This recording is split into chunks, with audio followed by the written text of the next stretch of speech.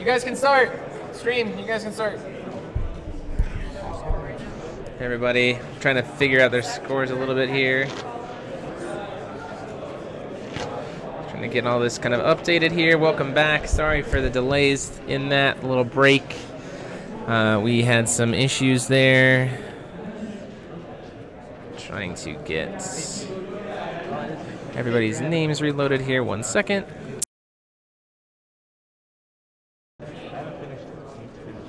All these files should pop up. We'll have all these names back.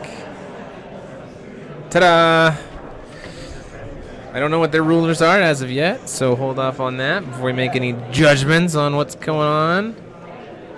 But these guys are both, they're sitting at table 4, and these guys are both 201, so 7 points. Looks like Sherry versus Time Spinning, which we knew was coming. We're halfway through the day, so we'll see what can come out on top. We'll see what version of Time Spinning which it is. That's the big question, huh? So now we're really gonna see a lot of bingo cards get pulled. Gonna see a lot of bingos. So I don't know if you want to be the audience's bingo, and I'll be the me bingo. So we just need to play dead, and we win. Yeah, all the stream needs is a play dead to win. I don't think we're gonna see one this match. We may see a serving versus a serving. That's true. Or a fair spell to cancel a doll. Yeah, it's quite possible. I also am rooting for Time Spinning Witch. Spirit Stone off the top for Jason. Ooh, just making sure. And you gotta read share. Oh no. That's never good. We're starting off. No, Cameron, you're starting off the wrong way. We need to know how to play against this. Look at this hand. Jesus Christ, low right. It's actually not great for Jason, because Jason just has to sit for a while. Yeah. And against Time Spinning, that's not really what we want to do. Yeah. Like, the low rights are good, don't get me wrong. That'd be great. We see a double flip Time Spinning. Flip. Oh, don't stop. I want it so bad. I want it so bad. I want it so bad. Like pay Jason off. Just let him do it. Just let it happen. We'll give you a 50-minute time extension. Yeah. Ooh, so that's an interesting. So this is one of the things that Time Spinning has done a lot in Cluster, right? Which is play this angel because it becomes one free will every turn with Time Spinning Witch. In this format, though, it's a little bit risky to play this one because one. So it sits on field, which means that Cleansing Doll has a target, right? Yeah. The beauty of the other doll, or the other statue, that's the 1-drop statue, is you sack it and draw a card to produce, right? So you can do it in response to them trying to use Cleansing Doll, and then they won't get to flip a card back over, which is really nice. Draw for turn.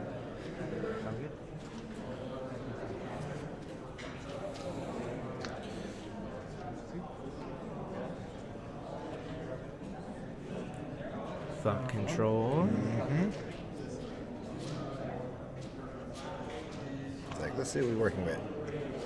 Oh yeah, he's playing. Ooh, Mickey. That's an interesting decision. Double dinosaur surfacing, double optional possession, Charlottes and Mickey. So not a great hand for Cameron either, unfortunately. Neither player is doing a lot. Jason has the natural ability of that approaching the truth.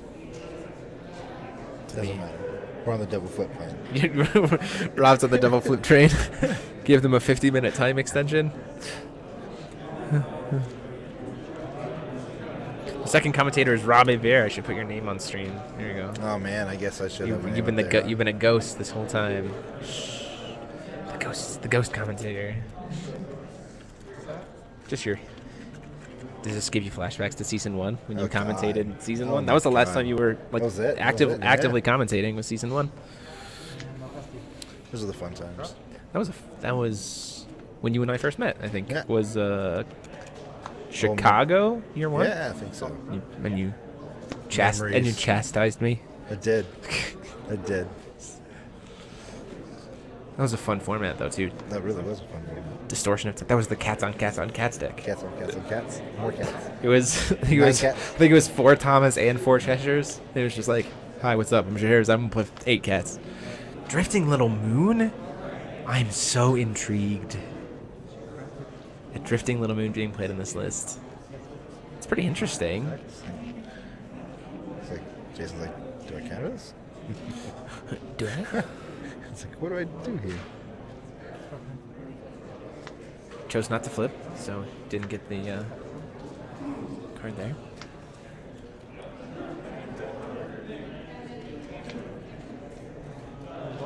Glints of Insight. His perfect knowledge. I name a card. If you let it resolve, I name a card. You discard all copies of that card. Oh, that is rough. Dinosaur surfacing? Dinosaur surfacing. Yeah. Dinosaur surfacing. Ta-da! It's gonna hit those 2 cards. Oof, that hand is not good for Cameron. Yeah. Doesn't matter.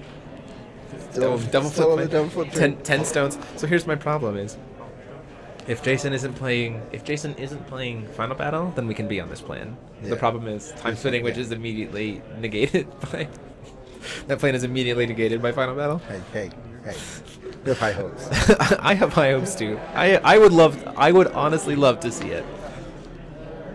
Like, Jason can win game 1, and then, like, we'll let Cameron flip in game 2. Yeah. Might not end, but... Yeah, he'll win 101. Yeah. Oh, you were stalling for time. No, my opponent reset the game. And when the ball enters the field, Oh, he doesn't know it has to read Puppet Maker too? Oh, man. Cameron. It's a good card. I really like Drifting Little Moon. I think that card was a really fun printed card. And it's a treasury, which makes Kaguya 4 like super fun. Yeah. Yeah, Jason's in a really solid position here for game 1. Yeah, he does have a... Oh, he has me as a card. Last audience. Another Drifting Little Moon. So this is actually pretty good, because the more of these that stick on field, it's an activate ability that can deal burn damage, which is also really nice for Charlotte's Water Transformation magic. Yeah. So way back in the day, if you remember back when we had Alice Cluster, was the good old Bow Bear combo, Yeah. right? Drifting Little Moon is literally Bow Bear combo again. But I think what I've seen a lot of players do is they do it in the reverse order, just like people who messed up with Bow Bear before, Yeah. where they would make it a bear and then hit it for 4 damage. It's like, no. You hit it for 4 damage first, then you make it a bear, because then it auto dies. They don't have a chance to like save it.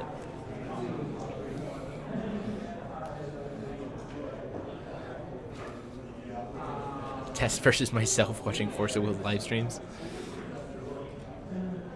Oh no. Another Puppet Maker. And he does have a doll in hand. He's sitting on so much cancels. I find it very hard for Jason. Jason clearly has game 1 pretty solidly. Yeah, I don't really know if time spinning.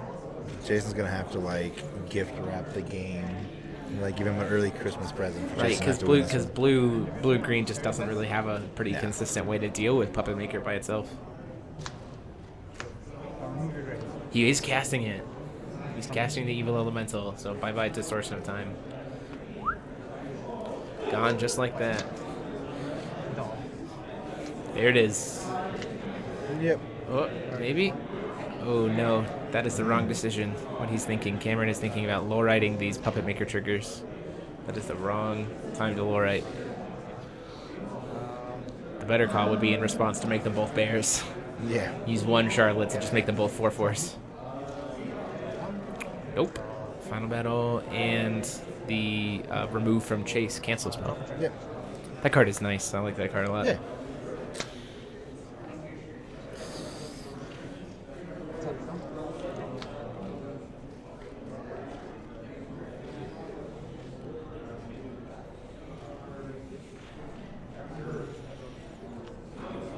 Black Silence. Ooh, I think that's a Japanese Black Silence.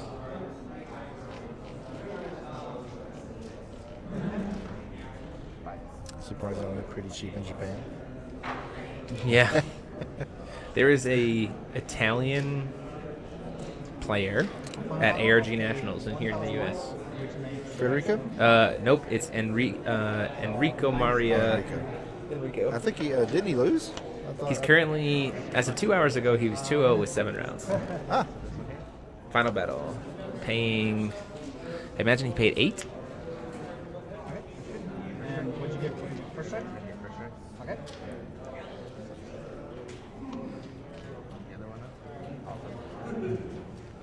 So he's trying to save him. So 8 life paid here for this Final Battle.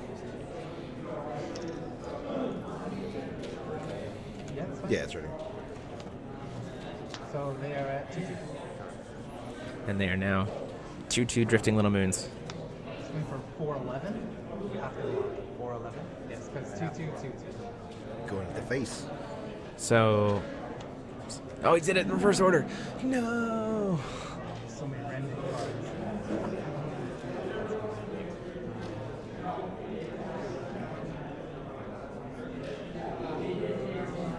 This is a very heavy investment to stop that Charlotte's Water Transformation magic.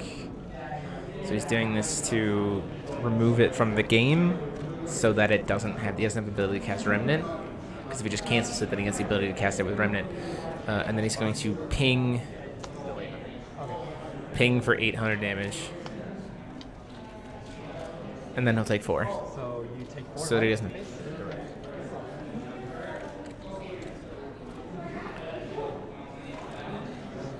And then the 2 drifting little moons are just going to die and it's dead.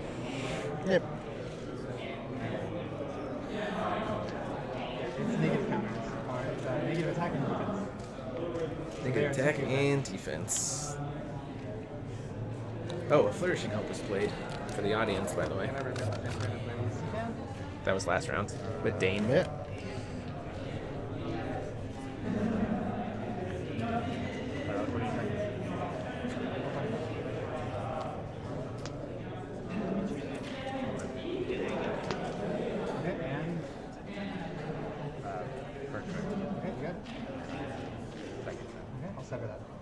Severing wins.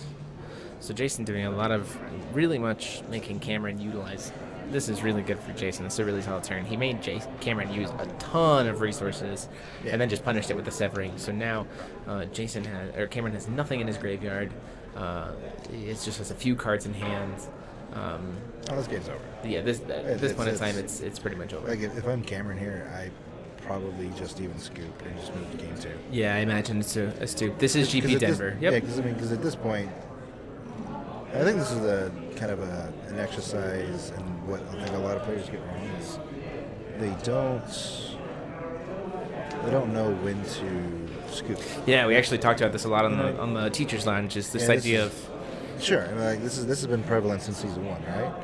And even if we were doing 60-minute rounds, it's still players just they don't utilize the clock as a resource. It's gonna play. All right, 7 Disciples. He's letting the trigger happen. That's interesting. Puppet's last days. Can't be targeted. Has barrier. Has to kill the Lorite.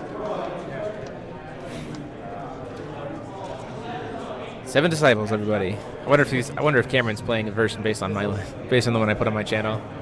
Because I really like 7 Disciples a lot. In time spinning, I think it's a pretty good card. Kevin Spencer was on round 2.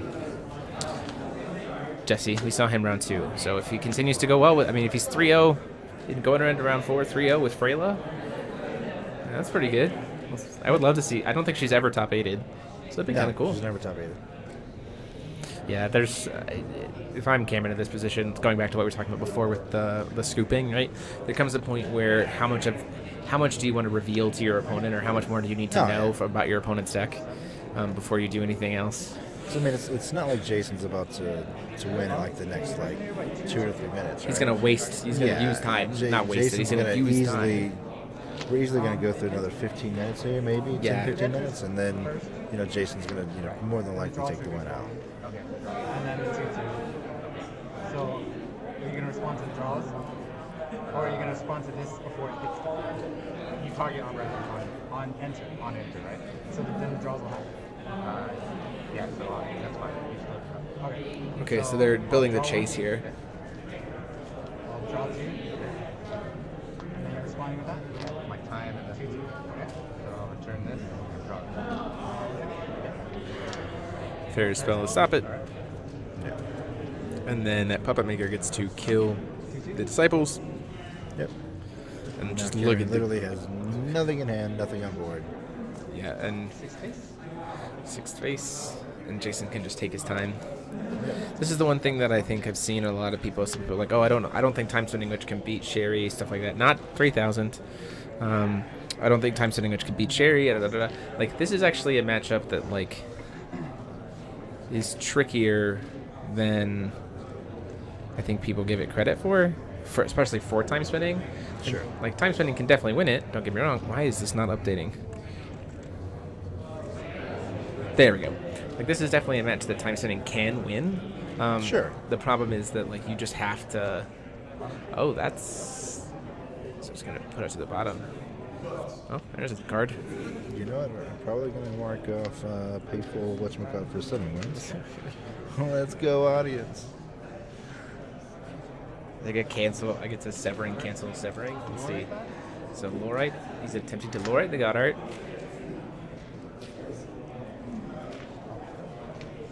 Pace 4.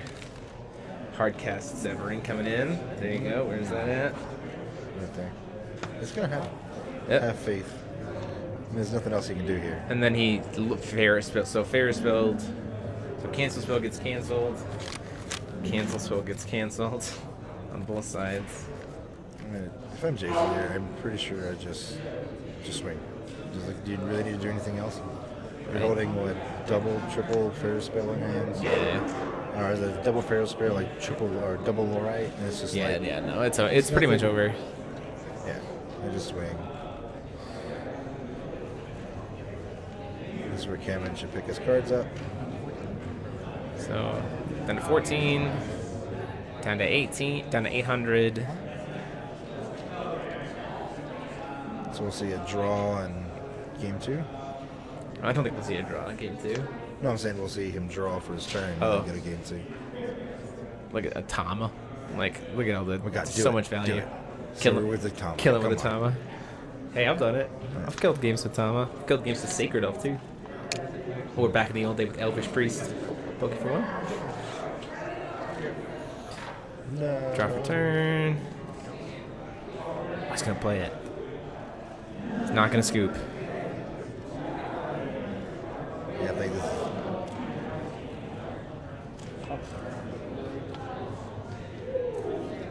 Yeah, cards in hand are a Severing and a Charlotte's. And we move on to game 2.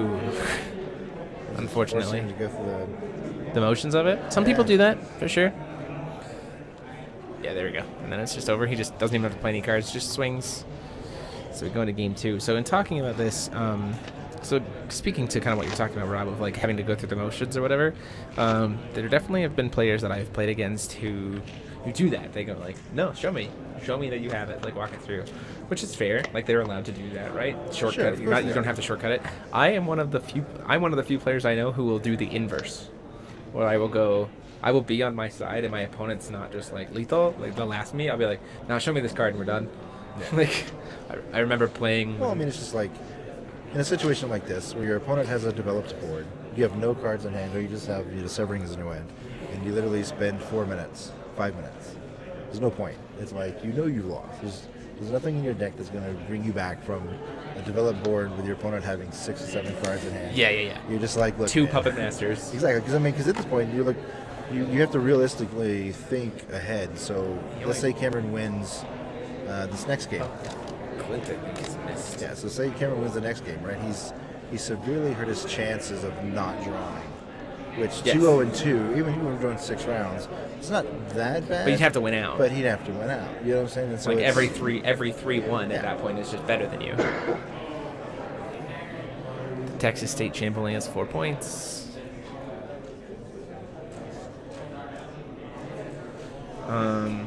So yeah, I remember playing in Masters last season. I was playing against Ryan Miles. I was playing Fox, and he was playing Lumia, like the Flicker Lumia, Sure. or whatever. And it got to a point where like he had ramped really well, and I couldn't stop it, and I hadn't flipped Fox yet. So I was like, yeah, I kind of just want to hang out. So I was like, Ryan, just show me the hook, and we can move on.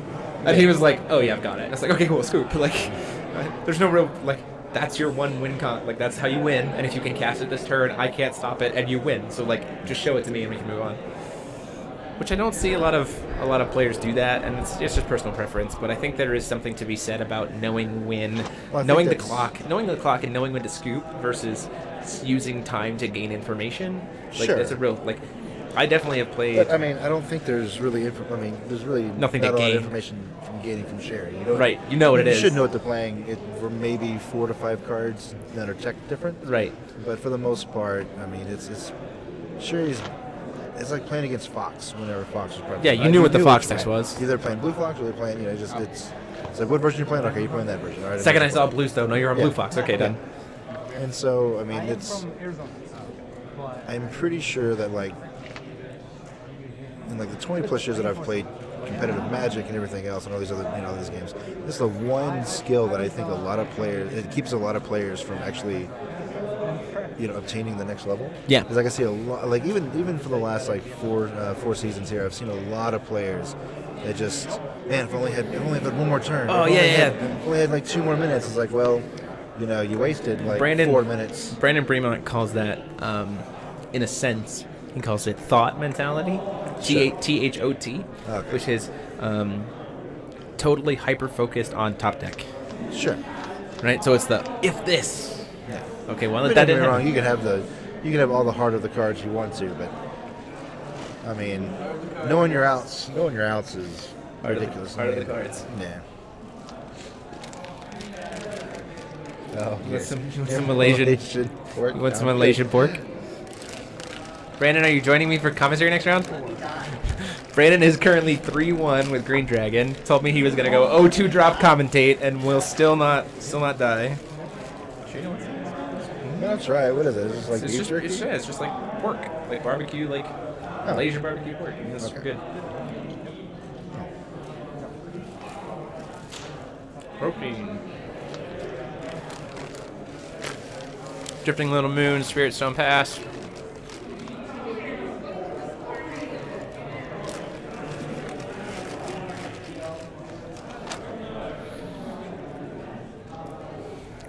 We try to stay involved with what all's going on. Another Distortion of Time. Those cards look so similar. Drifting Little Moon and Distortion of Time. I was like, second drifting.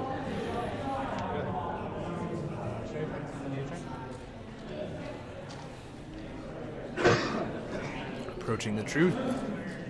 Figure Puppet Maker. Yep.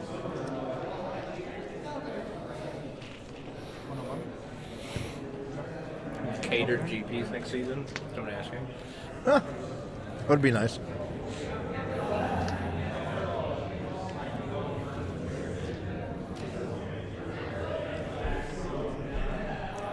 It'd be nice to see what Cameron can do this game.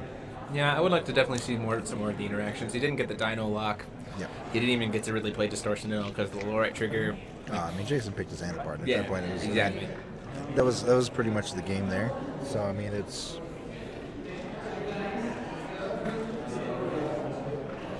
Is it turn 3? Yeah, it's like turn 3, turn 4. Your opponent rips 3 cards out of your hand, and you're just like, okay, all right, it's what it is. We had a good time, but that's all I got. I mean, very surprised we don't lead off with a thought control here. Yeah. Yeah. Since Drifting Little Moon can't attack. It's always the worst. It's like when you're sitting there, you're playing your deck, and there's nothing you can do. Your opponent's just saying, "Let me see your hand," Yeah. and I'm just gonna rip it apart. So I was playing a deck that I played it against Alan from Malaysia at Gen Con, and it was the worst matchup possible for my deck. But I was playing a blue-black Raya, where I played the 2-drop Ahriman. Let me look at your hand all the time. I was like, look at your hand. Glint. Yeah. Look at your hand. Glint. Look at your hand. Glint. Like, that was fun. That's why I'm really excited about that 1-drop Darkness Resonator that just says look at your opponent's hand when it enters. Yeah. That's like, put a body on board and get knowledge on turn 1. Much better.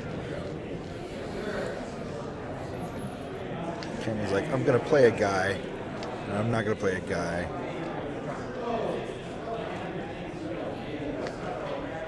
Yeah. The weird problem for time spending against Sherry really is you have to curve really well.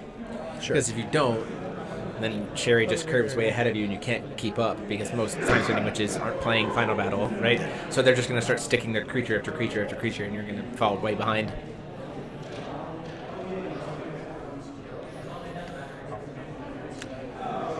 It's okay though. We're on the. It's okay. We're on the two. We're still double flip on train, the double flip train, which is literally Cameron conceding the game to Jason. So actually, that'd be funny. Jason just lets it happen, lets him get to 10 stones, lets him double flip, just so he knows he wins the game. Should go over and tell Jason to do it. Let him get to the double flip. Low right. Low right, you're low right. Severing Fair as well. How deep does it go? Does it go deeper? Do it fair and fair. Nope, we don't. No, you don't. Oh, that's the sadness on the stack right there. Sadness resolved on the chase. Sadness resolved. So if this never enters, it can never cancel. It's progressive. Sadness resolves on the chase, and now that Goddard's been spent, which is real unfortunate. So now Jason can save his other low rights if he has them for like when he flips. Yep. To be like, well, now you don't get that on Goddard either. So, sorry for you. Do you think Sherry in cluster gets the axe? Like in like once it rotates out? Sure. I don't see why not. I mean, Sherry's very solid. She's not oppressive, but she's very solid, right? And in so, like, yeah. I'm just talking about in like New Frontiers, right? So Sherry's a very, very, very solid deck. Very, very consistent. You have lots of answers. However, I don't think that Sherry is ever as bad as Fox. Yeah, jeez. Fox by far. Oh gosh, can you imagine being Fox in this meta while also having low rights and Griffin and like, oh sweet, or like Seed of Rebirth for Fox. Sure. Okay, perfect. Like, I just imagine Seed of Rebirthing with like Lilia's Petals Assistant in the grave, and then be like, stack a stone. It's a killing stone. Cool, move on. Like. I'm actually. Hold on. That's a judge call. 1 second. Yeah. That's an oops.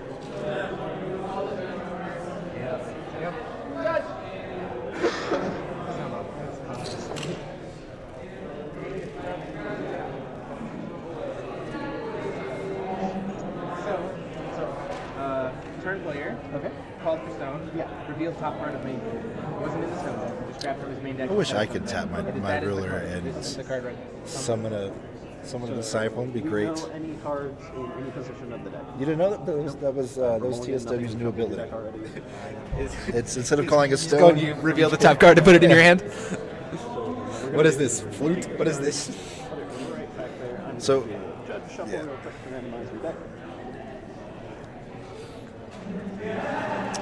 But yeah, I think I'm pretty positive that Sherry, I'm not Sherry, but Fox. Full-powered Fox. Full-powered Fox is by far the most oppressive ruler that we've ever had released. I would agree. And the reason I say that is like, I know most people say, oh, well, ours. Or what about Priscia? Yeah, not even close. Priscia now in this form, Absolutely. with Priscia in this format, you just play friggin' 1 low right to stop God's Arts, and it's 2 Scarlet's Agony. She can't do anything. Like, and Fox would have altars. Yeah.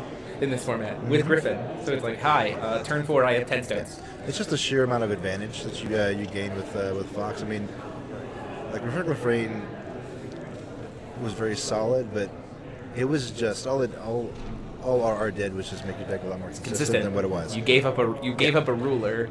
Sure. To have the most consistent list possible. That is a lot of patrolling guard dolls. It is. Fair spell to cancel it all. We get it. That's on me. That's mine, not yours. I just need a turn 1 distortion of time. No, he didn't do it. I could have had bingo. Man, that's a little unfortunate. We're getting there though. Almost. We're gonna see I think we're gonna see a bingo here soon. I'm gonna check my email to make sure no one sent me a bingo. No one sent you a bingo yet. Maybe I missed something. I definitely miss. See, RR was a true test of skill, in my opinion. Yeah, for sure. Because the mirrors were very intensive. God. Watching truly competitive. Oh, final battle. There we go. Paying. Trying to see how much he's trying to pay.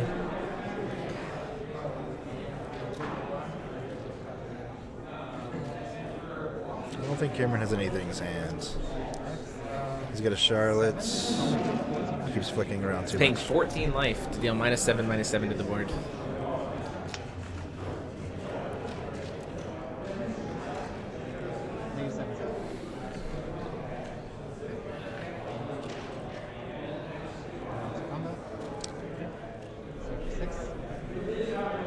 Six damage. Finally seeing some damage coming in here.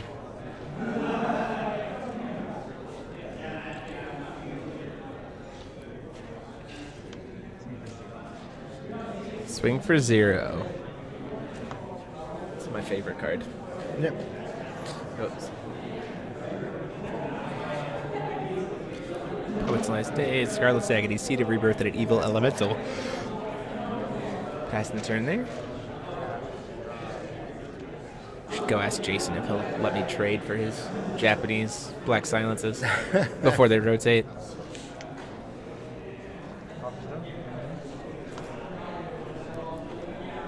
We're so close, but yet so far. I've got full art Black Silences. They're just in English.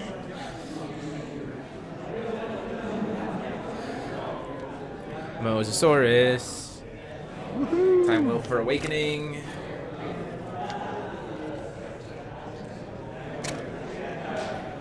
Doesn't have any way to stop it. Nope. I don't know what you Mosa for here, though. Kill Puppet Maker? Probably. The problem is that then he's just gonna do Puppet's Last Days and kill it. Yeah. Kill it. Oh, that's a misplay. Jason out of the table. He's like, okay. That is totally fine. Yeah, that's a misplay. I'll just kill it back. Should have targeted the Puppet Maker there. Yeah. That was like exact. I mean, like, that played out exactly what Jason wanted it to be. And he's got 3 will left to be. Whoa, there's a Tama.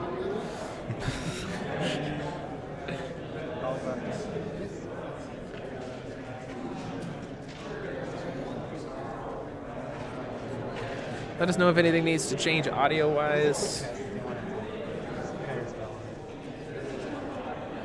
Yeah, let's talk about how. This match is over. Yeah, pretty much.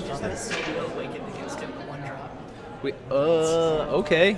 Frank Foster experiencing the 1-drop structured Exilvia that burns the board for 20 and then becomes a 15/15 flying swiftness trait, whatever. It costs 8. It costs 8 to awaken for that much. And it's like quad red. Some of the things that are getting played at this GP just make me smile. That's always the best. Yeah. Like when you're playtesting, it's like You're like, this is not gonna happen, but then it happens, and you're like, oh, yes. Well.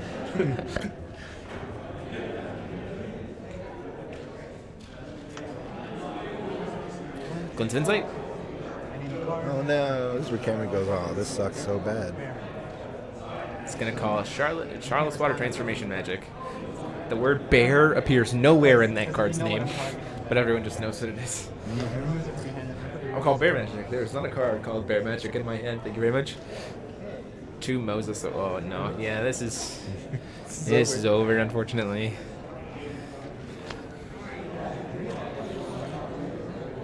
The stream's excited to have you on the commentary here, Rob. Awesome. Yeah, we're glad to have you.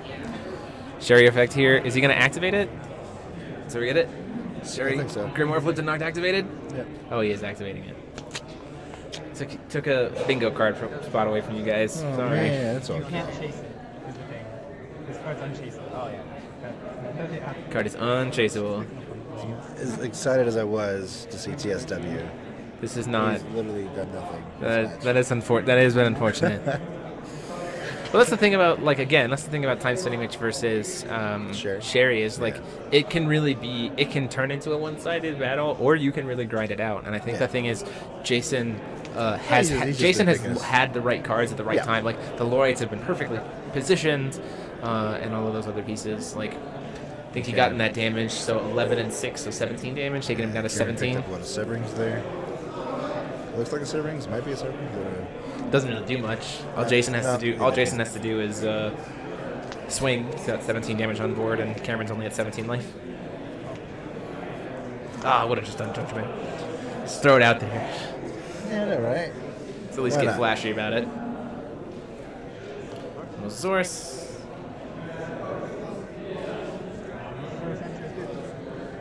Targeting the 11. Patrolling guard doll.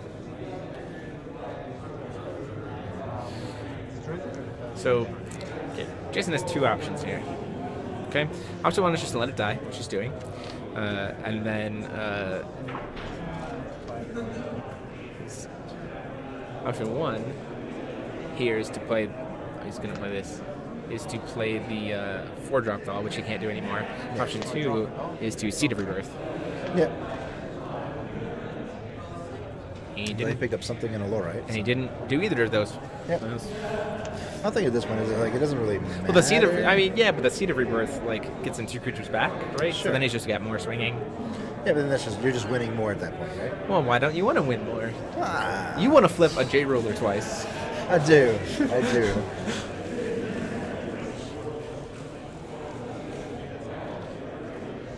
I just don't see. You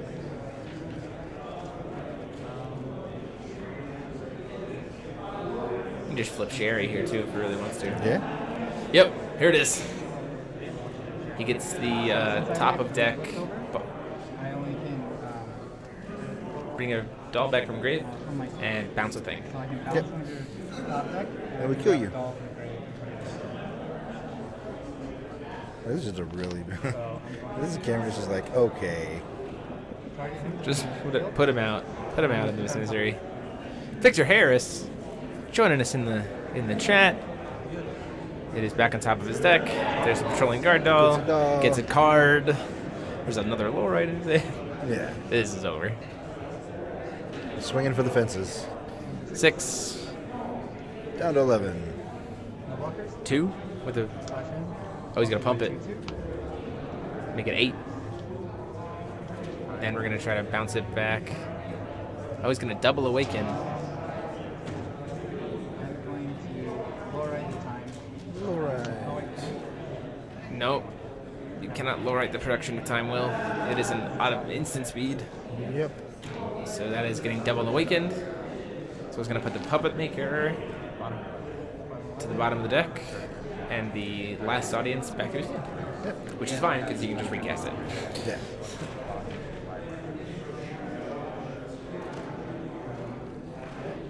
So you awaken all of it? I paid. I tapped it. So he's not doing the draw card part of the awakening. No, you can't. Yep. Bottom of hand. That one and that was on bottom. This one on bottom. Putting the puppet maker back. Interesting. Response to this. To his hand. After the target. If it enters a draw. Oh, yeah. Okay. Yeah. So let's just see. So many cards. He's going to have to discard at the end of his turn. Oh, he's at 7. Never mind. 2. 2 damage. Oh, right. Puppet maker's gone, so it's 0 damage again. So what I need to see here is I need a final battle, which doesn't matter because he doesn't have enough life, and then a disruption of time. Lock him out. But I doubt it happens, which is very sad.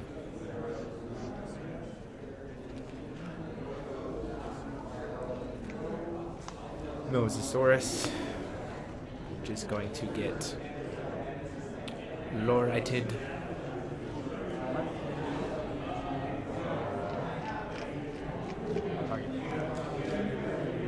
Lorite game.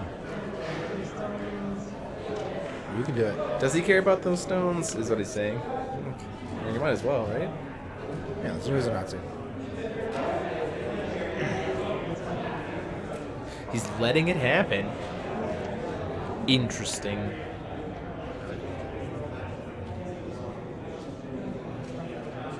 Flash in last audience at end of turn. Doesn't have one to flash in. 10 in the air. 2 in the, oh, forces the block.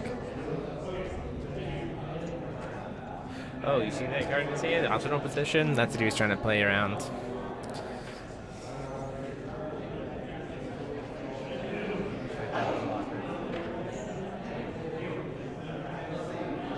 and then it's gone there because the Mosasaurus has to block the last audience and the other one swing through. So there you go. This is Jason taking it 2-0, and we'll be moving into round 5 here soon. But while we're talking about that, whoa, and then there was us. We're back. So we've got a little bit of time, so we're going to talk some more organized play stuff. Can you talk a little bit more organized play stuff? See if this stream has any questions about anything. I think it can work. We can get some stream questions. We can get some stream questions. Well, I guess while we're waiting on stream questions, what spoiler so far has been your favorite of the ones we've seen?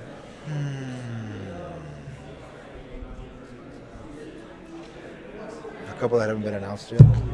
That we've seen that so you've far. seen? I know you've seen the whole set. Let me see.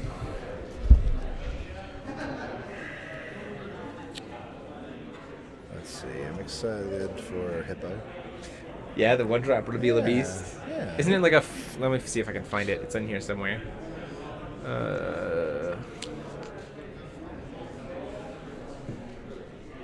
Oh, yep.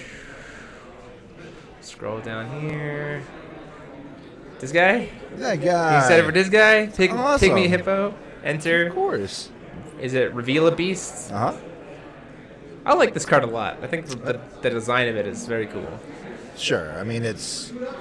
And the artwork is gorgeous. He's cute. It's a very... It's a certain card from another game. It's. I mean, card mechanics share between different games. Sure, I mean, it's like, sure. friggin' Last Audience is literally Sumo Artichoke. I mean, like, come on. Rip. It's better than Rip. Sumo. It's better than Sumo Rip. Artichoke. Yeah, I know. You and I both rocking our Kaijudo bags. I don't know. There's a light sieve bag out here somewhere. Is there someone else that likes that bag? Yeah. Nice. No, so let's see. Current questions are you going to Japan? I don't know yet. Not sure if you're gonna go? I got a lot of stuff I gotta do. Yeah, for next season and stuff. A lot of stuff that's going on, so Okay. we'll see what happens. Favorite deck we've seen so far today? Let's see. The new... What can I talk about here? I enjoyed seeing Alhamot win. I'm not gonna lie. I like seeing Freyla win. Yeah, that was nice. I like seeing both of those decks win. Especially if the Freyla deck's like 4-0. Just draw in the top 8. If it wins this round, yeah, it could just draw. Suddenly we have Freyla's first ever top in GP history. That'd be dope. Will any Valhalla only GP events next season? I can't imagine there are. I mean, early rotation happens after a year and a half of Reflect, right? So like we will be fresh into a new meta with a new ban list. So like I can't imagine we see Valhalla only. I mean, there's so much Array cluster to play around with. Sure. I mean, I would never say never. Right. But as of right now, I don't think there's any plans. So. Right. You got the IU list. Is there an IU being played today? Yeah, I think so. There's a couple. Two. There are two IUs. I have not seen either of the IU lists yet. Who's playing Freyla? That was, I can't remember his name. He was on the stream round 2. Was it Kevin something? Kevin, Kevin Spencer, I think. Who's playing Freyla? Sealed tournaments would be Valhalla if they were sealed. Favorite deck going into the next cluster. I'm not going to lie. I really enjoy Imul. Imul? Like a lot. I think Imul is a lot of fun. And I think that when Dawn of the Earth rotate, well, one, Dawn of the Earth rotates, and two, what's the other? Looking forward to Adam and Lucy and Oh, jeez. Divinity for the win. That's all I'm gonna say. I mean, don't get me wrong. There's some pretty cool stuff. I mean, I won't lie. I've seen some stuff too that was coming down the pike. And man, there's some cool stuff. And there's some cards for Kaijudo lovers too. There's definitely some. Yeah. Won't say anything. I won't say anything beyond that. But there's some stuff that's coming back, and I'm like, yeah, okay, I'm up for this. I think it's. Yeah, I think there's gonna be some cool stuff. I think Imul becomes a lot more fun once she doesn't have to deal with just as much stuff as there has been against her, right? I think the meta. after Worlds, I think the meta is going to be a lot more healthy. Yeah. I can agree with We'll that. answer some things that need to be answered, and then, Go from there. Yeah. So. Hope the Sherry Band comes. Not going to any more events with her. Just flat out bored with it. I can't see a world where she doesn't Sherry, yeah. Like pretty much. I can't see it. They banned it in Wanderer, so like there's your justification. Like if it's too good in Wanderer, it's too good for New Frontiers, and it also goes completely like. It makes sense to also with the introduction of Divinity, because in my opinion, Divinity and the Runes is just a more balanced version of Grimoire. Yeah. Right? So like it makes sense to me to go, we're going to give everybody this Divinity piece, but then we're also going to let one of the decks have a Divinity that's 5 silver bullets. Yeah. That doesn't make sense. So like I can't see a world where she doesn't get hit, which is fine for me, because I think that there's a lot of rulers in Rhea Cluster that even not having Divinity are still going to be very good. Rhea and Gil. Rhea and Gil. Yeah. Time spinning potentially. Time spinning has shown that she does really well in a format without duels. If you're looking at like cluster events from overseas, she has shown that she in a world without duels, she is very, very good. Yeah. So we'll have to see what comes out of it. Do you have a favorite of the 10 rulers? Like thematically, or even just like from what obviously you can't tell anything, but do you have one that you're most excited about? Sure. Yeah. Yeah. Hasn't been announced, but Of the rulers? Yeah. Not 5 of 10 of the rulers have been announced. It's hold on. I'm thinking of. So we've got the light is. I'm thinking of Loki. Never mind. So I was thinking of Yeah, you like Loki? I like Loki. Yeah. I'm excited to see it. Loki was actually going to be female in the art. It was going to be female. Yeah. Okay. And it got changed. It's interesting. So, Still pretty feminine. But then again, Cheshire Cat, right? It's Yeah. the same artist. That same artist has a tendency to draw pretty like androgynous characters. Yep. We don't know the new locations to see next GP next season. Rob does. Yep. Rob's not going to talk about it too much yet. Can't. He's I'd been love told to. He's been told that he can't. I can't. So There's a lot of them. Go spam AG and Jeff and be Yeah. like, let him do it. Don't actually do that. Don't do that. We don't. There's a lot of them. We want to leave. We want to let them be and do their thing. I think my favorite so far has been. I think the one that I kind of talked about it before. I think the one that I'm excited about the most is Adam. Yeah. I'm really excited to see light base be good. Sure. Right? Because I think everybody's prepared to see non-green. I'm excited for light good. base to be good, and I'm excited for blue base to be good. Sure. Because those are two colors that, like, as a core color, have never been good. Like, as a core. Like, as a core. Okay, right? I guess it's a core. Grim. Yeah. Let's talk about decks that have Yeah. heavily used Grim, right? Yeah. Or that have heavily used blue. Grim, which is all 5 colors, really. And Time Spinning Witch. Well, That is you had. What blue-based... yeah. What blue-based deck... What are you going to say, Alice's World? Because that's not a blue-based deck. Well, technically. It's not, Adam though. Raleigh, you had Cats. Yeah, okay. That's not a Good blue-based Alice's deck. World. That's not a blue-based deck. That's a green deck that goes, oh, I'm going to play some really nice blue cards. It's a Gwyber deck. I need you to be. Yeah, that's be a honest. Gwyber deck. It's a white deck. I'm playing a couple guys and playing. Is it a white deck? I'd say it's more of a darkness deck because Pumpkin Witch wins you the game. Hey, look. Don't miss that card at all. Pumpkin Witch wasn't that bad. Not really. I'm excited to see what they took from green and what colors they gave it to.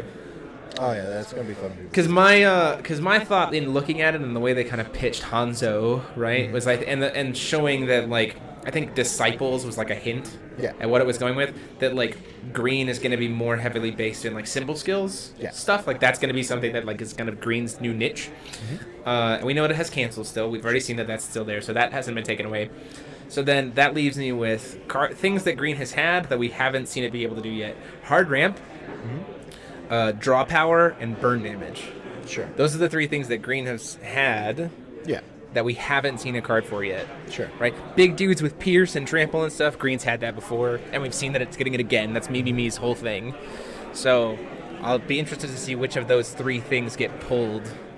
In my opinion, I would like it to be like hard ramp and draw power. I don't mind them having damage, right? I don't mind that at all. But like if draw power and hard ramp get pulled away from green and given to other colors, I think that'd be really cool. So what color would you Put like to see? I mean, obviously, I think blue needs draw. Sure. I think blue becomes the new draw color. Sure. I think in terms of ramp, it can't go to red, right? Because red's just like aggressive. That would be weird. Like we're also the ramp color. That'd be weird. So that point it becomes black or white. And I could see Darkness in Force of Will's history has had ramp before. Yeah. Some of the Valhalla rulers for Darkness had ramp, so like it could go back to that, which I think would be fine. Especially since Dark is traditionally pretty discard heavy, right? So then like if you combine ramp, then suddenly you have this discard deck where you can still stick creatures and throw spells at the same time, all within color. So that'd be cool. But I also think light would be really cool to do that too, because there's a lot of like combat tricksy stuff for white. What are you looking at me for? Like, oh, you want all the colors to just have? No, I don't want all the colors to have ramp. I don't want, but I'm trying to like justify where I could see it going if they pull it from green, right? Because draw power I think 100% has to go to blue. It just needs to be there with tempo and stuff like that. But like I think white or black could get ramp from green, and it would make sense. Me. Adding 40% more super rares. Uber's still going to be chase cards. I don't know. I'm not sure. Someone posted, I think Richard Reel, he does the like mock-up Ubers whenever a set comes out to like exit. He created for this one, he created inverted Ubers.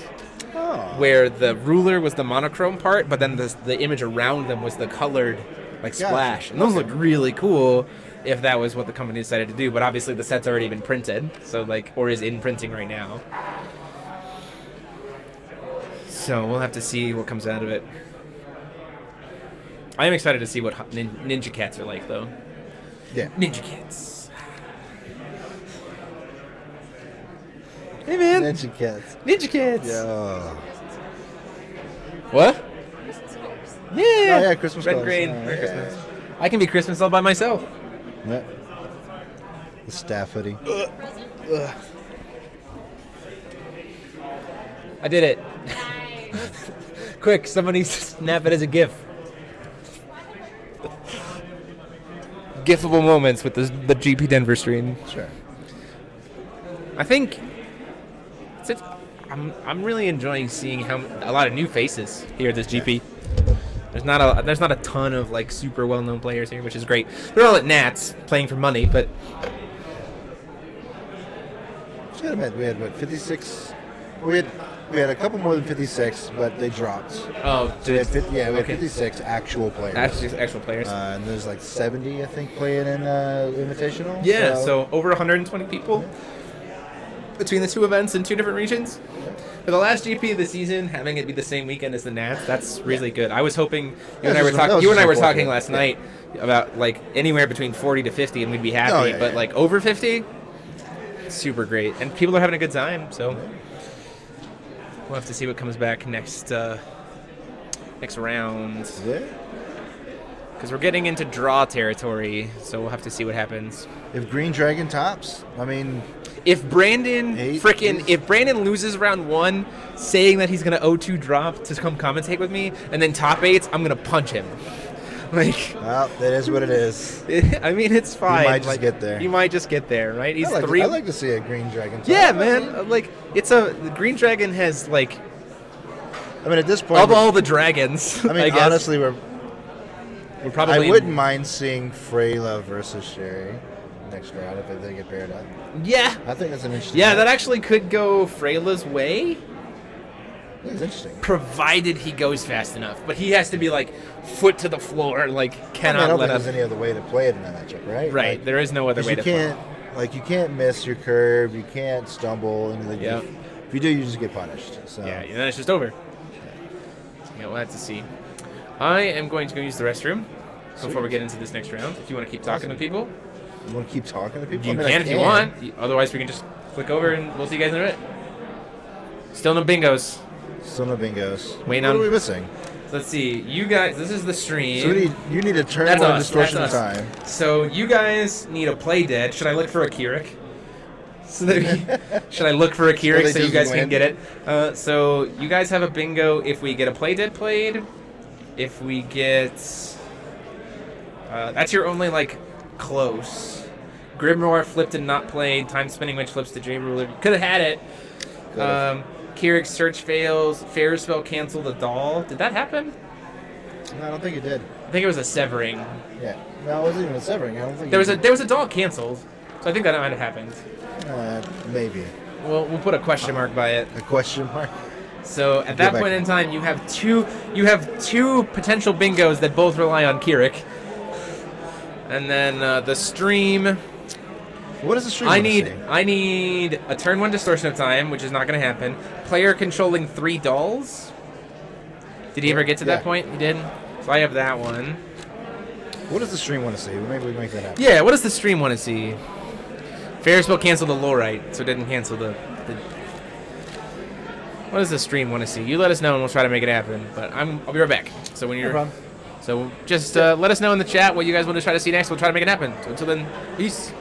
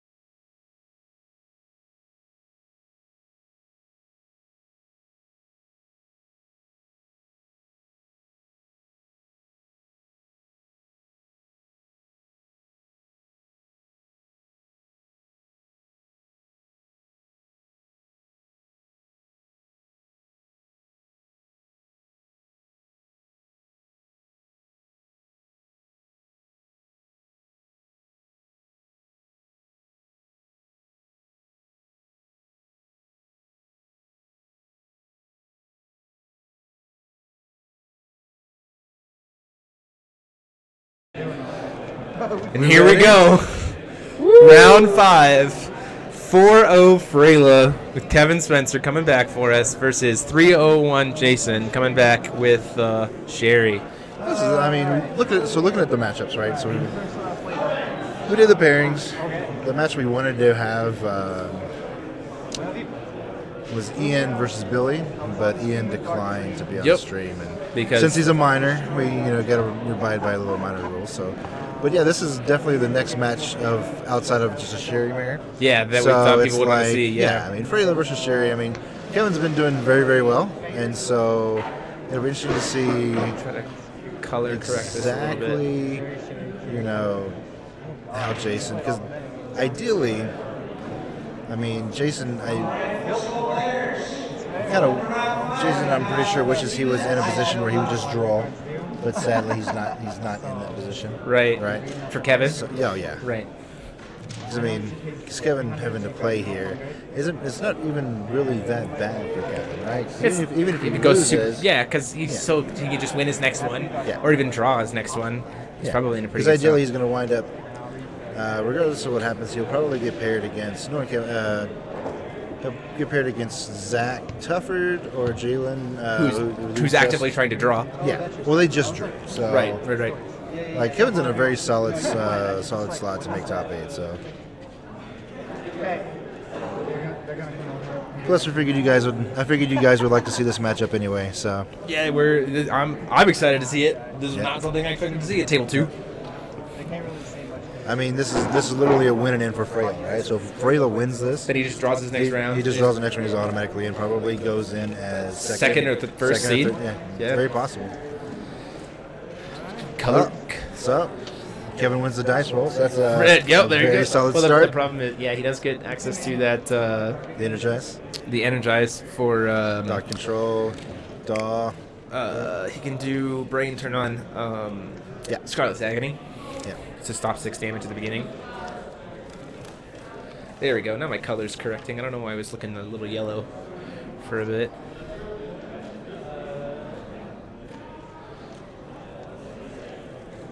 Oh, Jason's on the play. Yeah. Okay, so Kevin lost the die roll. No, Kevin won the die roll. No? You opted to go second. You don't get to choose. Oh, it's not. Jason rolled a 1. Hold on 1 second. Yeah, make sure. Hey guys.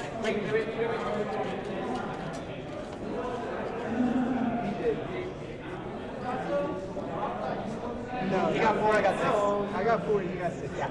Okay. I was like, you rolled a 1! Oh, okay. You missed up on the die roll. Things are going good. We're going downhill. Rob telling lies over here. Yeah. This could be very interesting, I think. I'm going to try to improve the brightness a little bit. It's a little dark. Improve the brightness? The brightness of the camera. Oh, look at Jason's like, hold on, wait. Wait a minute. Play against Kirik. This is not the aggro ruler that I'm used to. Configure the brightness here a little bit. Video input. Brighten it up a little bit. Oh, that's much better. Sorry if it kind of glitches a little bit while I'm fixing it. There we go. That's much better. Yeah. Oh, there it is. There we go. Gene. There we go. Come on, 5 cards deep. There we get there. Yeah, we did. 9-7 is what? That's the puppet maker. It's the better play. Yeah. I would have probably still Just try to get in. just try to get the 9 damage in, but I mean, ideally, it more than probably would have. is to kill the puppet maker. It's what it's there for. Something tells me Kevin's played Against Sherry a little bit more. Yeah. He's definitely probably played against this matchup. This is Geektopia. They are Kevin representing Geektopia. They are another Force Little YouTube channel. Oh wow, awesome. Yeah. Yeah, so Doing very, very well this tournament, yeah. So the thing is now, Jason has that puppet maker in hand, right? But because he's on the play, so he only has 2 stones, he cannot cast it. He cannot cast it right now. Otherwise, he just gets punished, which is weird because that just gives Jason Kevin a lot of time to goof around. Oh yeah. Like not having to worry about puppet maker is like. Continue to develop the board.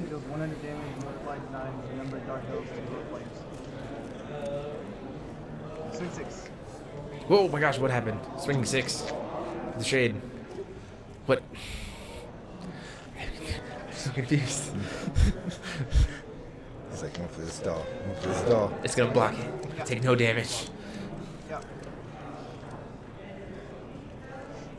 Why would you? I don't understand. Rob, I'm scared. Freyla. Because we're doing things. We're building boards. Doesn't have swiftness. We have the deck list here. Let's take a look at it when we get to sideboarding.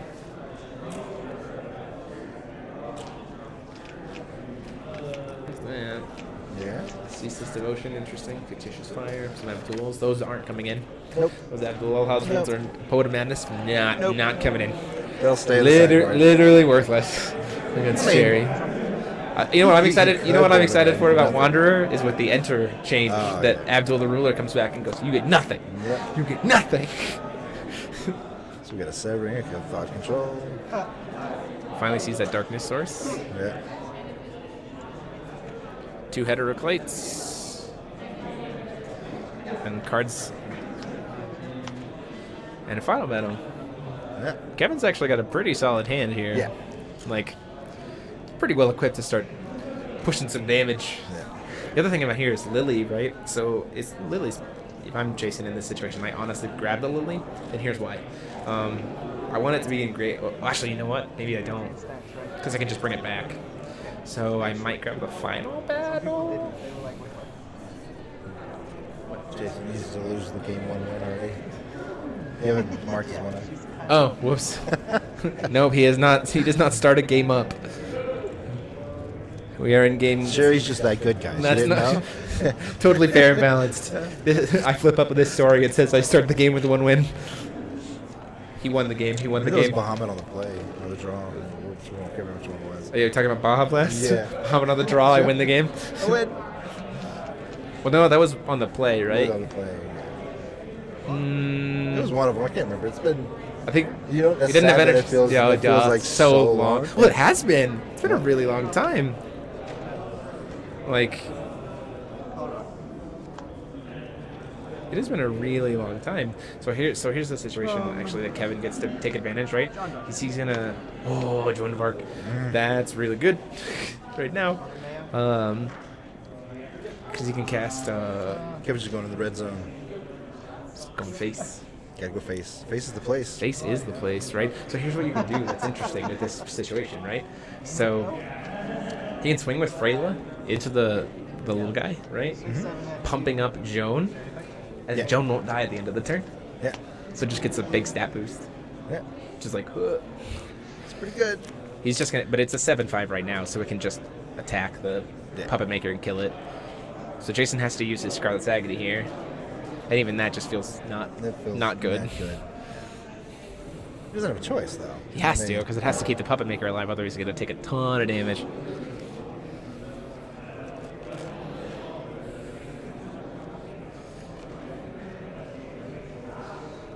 Joan d'Arc is Puppet's Last Days. Oh. Targeting the Freyla. Yeah. This is the right call. Yeah. Oop. We're still gonna get in there.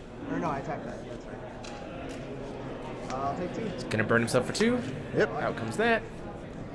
And I will sever. Severing. Yep. That sounds about right. Gotta get him in his hand at some point. Yeah, I'd rather burn it on a 6-drop that I can pay 3 life and bring it back to my hand Yeah. than one of the Heteroclites. In my turn, I'm going to get rid of Going to pay the 3, bring Freyla back to his hand. I think that's the biggest thing that I think Freyla has over Kirik. I mean, don't get me wrong, Kirik can definitely dish out a lot more damage quickly. Right. But I think Freyla being able to just win the attrition war. Yeah. It's Because it's grouping creatures. Yeah. Like, Kirik's Dig is all about spells, right? Sure. Which is fine. And Sherry loves to get into cancel wars, right? Freyla's like, nah, my draws are creatures. You have to kill these. Gene will die anyway because it has to be banished. Oh, right. End of the turn, it's banished. dum-dum-dum. Glints of Insight missed. I'll let you grab the 2. Oh, it grabbed the 2 Heteroclites, Yeah. sorry. I assume you drew. I'm guessing you drew. It's cute. Yeah. I'll take some days. Yeah. Still can't play that puppet maker. Still can't play that doll. I was like, it's cute.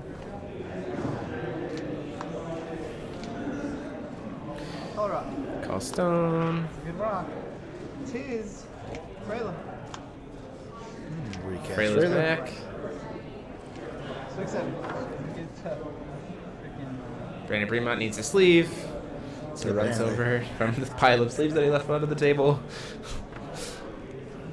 Swinging in for 7. It's going to be the Scarlet's Agony. Good job.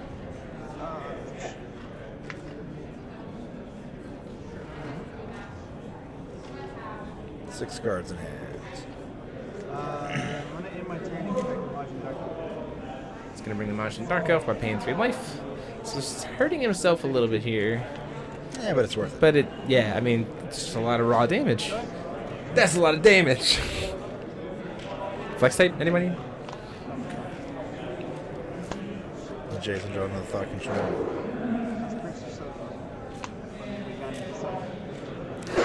So eventually there reaches a point where Jason, weirdly enough, where Decides Jason the final battle. It should be this turn, I think. Yeah, Possibly, I imagine. maybe. I mean, I do it now. I think I would do it now. Has everybody seen it? Because then he can Yeah. follow. Yeah. Then you can follow it up with a doll. Pays 12 life to do a -6, -6. Try to gain 6 life. So it goes back up to 38. And down to 28. Shade targeting itself. Then everything dies. Yeah, because he can follow it up with a puppet maker here. Yep.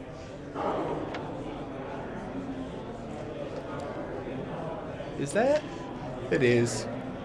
It is not a card That's a forbidden fruit. Yeah. Play on like resonators from my grave. Sounds good. Okay. Interesting. And there's Purple Maker.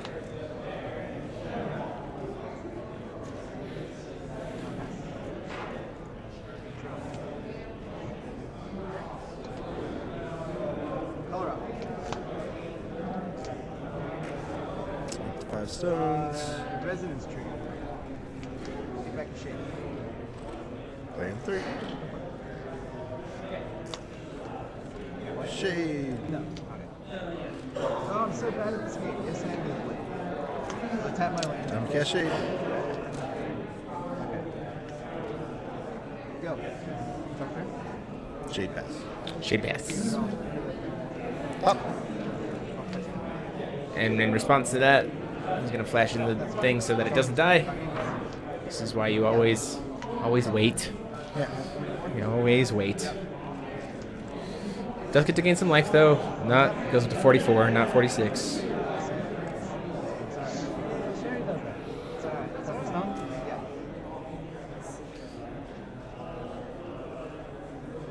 It's a lot of 6 cards in Majins. hand. Yep. Jason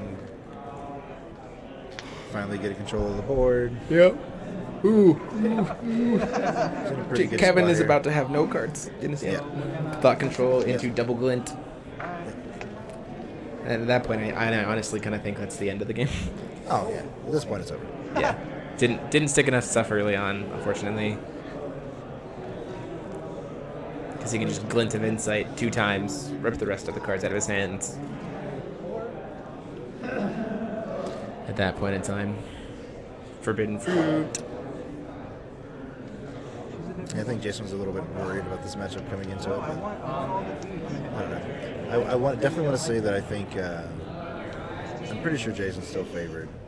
Oh yeah, I think so. I think Kirik has a better chance against Better Sherry. long game. Yeah. I think it has a better long game against Sherry. 6 going in. Down to 38. Leaving the lily in his graveyard. Oh, yep. And the 8/8 pump. 50 viewers on stream. Not bad. Glad to have you guys with us.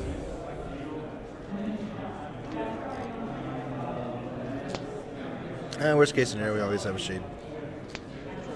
What? Shade's still there. Somewhere. Shades in the grave. Yeah. Part of my headphones broke Oh, off. no. It was destined to happen. Second final battle. And another glint. Yeah. Ugh. Jason's hand's pretty good.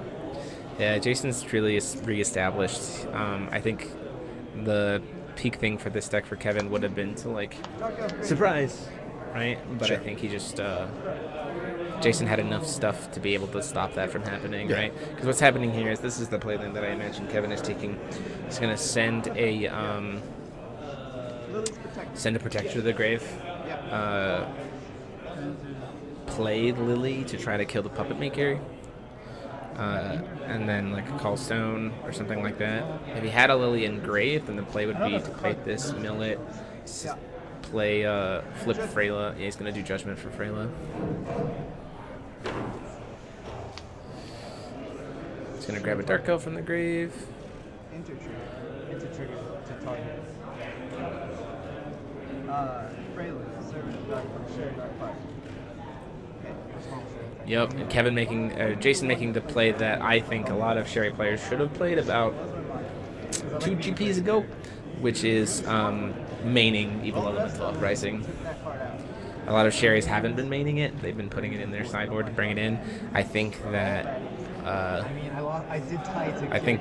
think that it's very good, and I don't know if Jason. But I played 2 Sherrys first, so it's got its own. Yeah. Because it's really great in the mirror, right? Because they go to Seed of Rebirth, and you go, nope. Yeah. Go ahead. She can stay home because I'm not running the 11. Yeah, I don't think. Single final battle here wipes the board. Kevin has 1 card in hand. At this point in time, this game is lay over.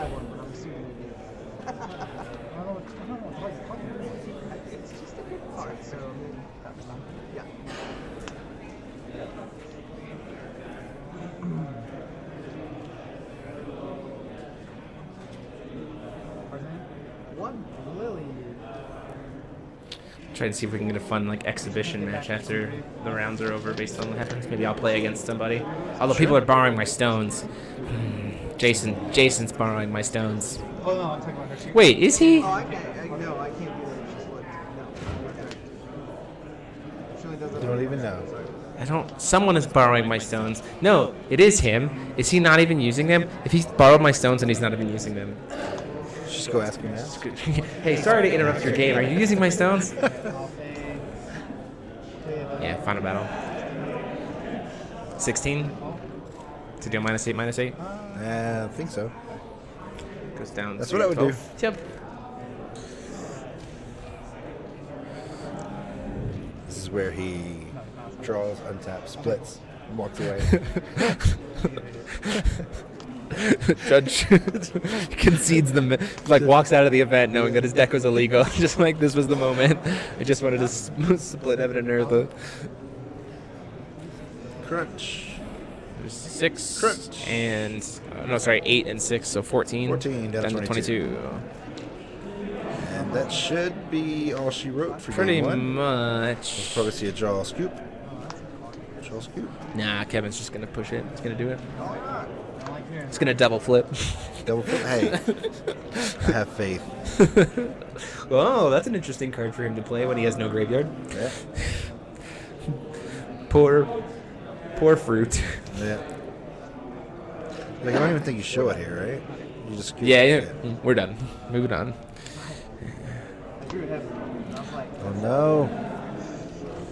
See, you were just beyond your years. You already knew what was happening game 1.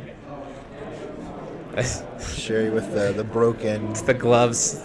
It's the gloves. I'm not wearing them right now, but they've infused my brain. I can tell the future of card games. So it's interesting what does Kevin bring in here? Okay, let's look at this. So Kevin's sideboard is Not Abdul. Library Alexandria, Dark Riding Hood, Blood Boil, Ceaseless Devotion, Fictitious Fire. Fictitious Fires come in, I think. Sure. Because it's a 6-drop burn spell, so it's another way to kill Puppet Maker. Ceaseless Devotion is not come in at all. Blood Boil, maybe? Maybe. I don't think the Dark Red Riding can come in either. Really looking at this, I think the Fictitious Fires and maybe the Fairy Tale Library of Alexandria. Yeah, I can see that. Things that I would pull out. Probably the Heteroclites, if I'm being in all honest. They don't really do much. and probably the Dark Elf Fugitive. If I'm looking to find like room for 3 cards, right? So I'd probably pull out the 2 Heteroclites and the 1 I mean, Dark do you Elf need the Fugitive. fruit? Oh, that's fair. No, just straight up take out the Yeah. 3 Heavenly Fruit, Yeah. because those are not going to see play at all. Yeah, like it's now that he's revealed that in his grimoire, it's like Okay, well, yeah, this card is now dead. yeah. It's like I have to catch you with a gotcha moment. Like It's not happening. Miscalcs. Oh, there they are. My stones are in the sideboard. Jason's sideboarding my stones for the 4 miscalculate. I mean, if I'm Jason, I'd probably do it. If I'm being honest, you think? I'd probably go bring in the white and play the 4 miscalcs. I could see that, but I think that's The question becomes does he he value the discard more than like the hard Yes. removal, Sure. right? When you're playing that, the way game 1 went, there's no. I would not. Bring in miscalcs? No, there's no. No? No. Like if Too much win more button? well, it's not even that, right? So you're messing around with kind of the. You want to see your darkness, right? Right, So right. you're wanting to see certain stone drops, and by adding in the gusting skies and kind of changing some stuff up, you just. If it wasn't broke game 1, Don't fix it game 2. don't fix it game 2. I think it's another problem that I see with a lot of players, right? If it ain't broke, Is- don't fix it. Well, it's not even that. It's like I think they just not understanding, what their deck is actually trying to do, Fair. and potentially sideboarding incorrectly. Yeah, that's so much better. I don't know why my white balance was so weird. There's no telling. But it's just like there's a lot of players that, like, that's another thing outside of time management. It's just, I mean, it's one thing to play a matchup, but then it's another thing to actually know the matchup and have an actual solid sideboard strategy going into it. Yeah, for sure. Because I think a lot of people are just like, oh, well, I have to sideboard these things. It's like, Do you? You don't have to. Right. I would agree with that. There are some times where there are definitely cards that you have to sideboard. yeah, like well, yeah, like time spending Witch, if it Sure. expects IU to play at all, has to bring in 3 to 4 Scarlet's Agony. Like you have to, because if Yeah, you yeah. don't, you go, oh, that's IU. This is a good game. This is a good time. Yeah. We're done. Same with back in the Wanderer format, like K1 Stealth has to have some sideboard strategy to deal with aggro, because if they don't, like, hi, I'm Stealth, and you're rushing my face. That was a good time. We had a good game, and now it's over. Man. Kevin needs that support, guys. Where's it at, Jack? Spirit Bomb. Yeah, Kevin needs the support. Raise it up. We got to keep Freyla undefeated. Come on. Let's get Freyla first seed. Oh, that'd be awesome. That'd be amazing. Yeah, man. I mean, he's already... Like, if he draws next round, 4-1-1 would be 13 points. Yeah. That's pretty at this probably a point- lock. It's well, probably a they're lock for Tommy. They're table 2. Yeah, so, like, if So, I Kevin mean- loses here and draws next round, he's a low top 8. The problem is as long as he doesn't get paired down. Yeah. Yes. Well, he got paired down here. It's the No. problem. Well, he's the lowest of the 4 Russ, right. So Yeah, if He's he doesn't got- get paired down next round and draws, he should 4-1-1 should get him a top 8 well, you got to think like with so few 4-0s. yeah, 4-1-1 is going to be it's better. I mean, Like 5th or 6th seed probably. yeah. Yeah. Well, you got to think he's going to probably get matched up against, like I said, a Jalen or Zach, and they're going to want to Scoop. draw again. Right, which Not even means scoop. If they scoop, they or potentially yeah, put them sorry, higher. draw. Yeah, They'll draw, so they finish at 14 compared Right. to him at 13. Right. So So Kevin's in a really good position here, which is awesome. Doesn't go 4 white or more for the Freyla build. What would you be playing white for in Freyla? Jesse Cops, tell me your secrets. Jason going first here. Whoa, 6 damage coming in. will take 2. Yep, there you go. 6 damage coming in. Let's use that Scarlet's Agony up right now. and I don't blame him. Like I think that's the I mean, right so play. here's the thing. I think that's the right play here. I like the shade. Oh, yeah. so he's gonna do the doll Yeah, instead. of course. See how aggressively he threw that coin too? I can't get rid of this fast enough. Oh look, Gusting Sky. He brought him in. So here's the problem. What I was talking about, right? So he brought in the Gusting Skies because he's holding Glint and Dog Control in his hand. Yeah, so now So I can't cast it. Yeah, you can't cast him. And so now, he puts himself behind here. Because what happens now is, say he hits another Gusting Skies. It's going to feel really, really bad here for Jason. He's gonna take it. No blocks. for the 6 damage. Fairy Tale Library of Alexandria. We are going in. Has to hit himself for 2 damage to be able to cast it. But we are going I don't in. think he cares. Every Dark Elf now has swiftness. See now, Jason's literally gonna beat himself if he flips and gets another custom. Oh yeah, it's gonna be. Here it comes. This is like watching a Fox player. Like just pray they get a killing stone. And just like it doesn't happen. Killing stone? Nope. Killing stone? Nope. Killing stone? Nope. Double. It's like their face. Wait, is like wait. His reveal off of the approaching the truth was 2 miscalcs. Yeah. Oh, there you go. He's gonna keep them both. Sure. Here we go. Does he? Testing No. Would have been clutch. It would have been really good for Kevin. Oh, he had to attack the doll, so he couldn't have taken damage. My bad. Yeah.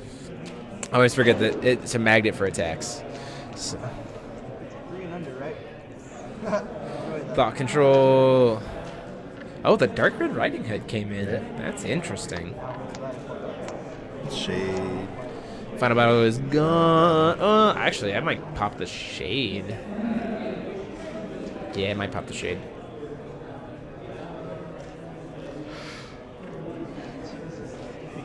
Yeah, I was like, have fun with that. Thought control. Just get it back.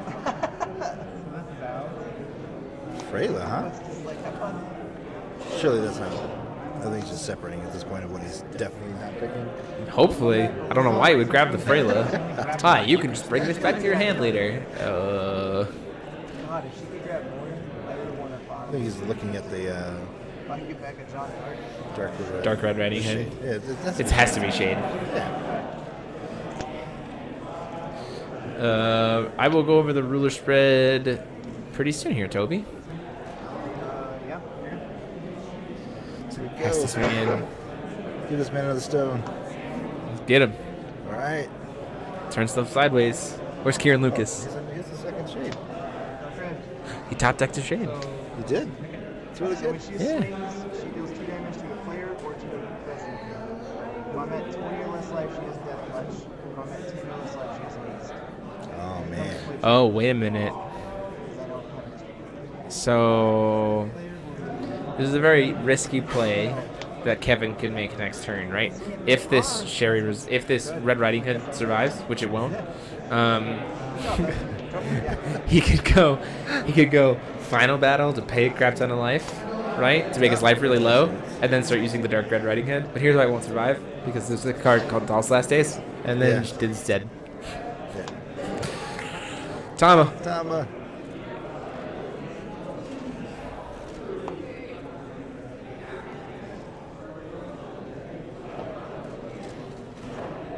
Jason's in a pretty good position. Yeah, it's pretty good for Jason right now.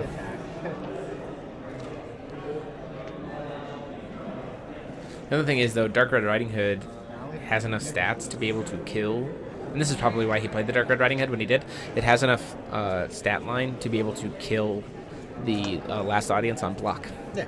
So, like, stick that to, like, try to make some safe plays. Swing 7, trigger. Shoot the Majin with the Tama? Oh, because he's trying to kill the Tama with Dark Red Riding Hood. Miscalc.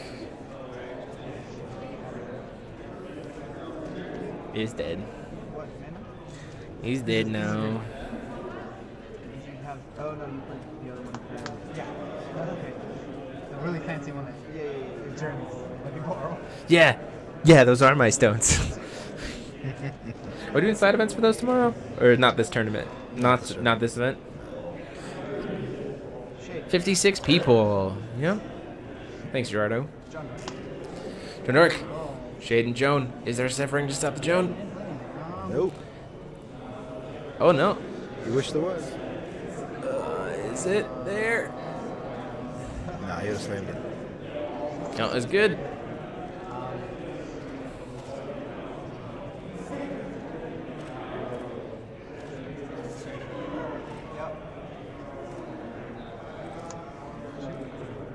Shoot the Shade with the Doll's Last Days. Oh, he didn't. That's the target.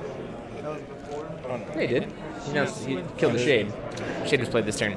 So 50 people. There were only 15 people playing Sherry. Thank you very much. So here's the thing that I would have done if I was Kevin in that play line. I would have played the Jonah Arc first, and then played the Shade. And here is why. Because if I was in that position, I forced Doll's Last Days to maybe target the Joan, rather than targeting the Shade, right? Potentially, so that Joan doesn't actually get a chance to maybe attack something. Puppet Maker's coming out. There's no Shade to kill it.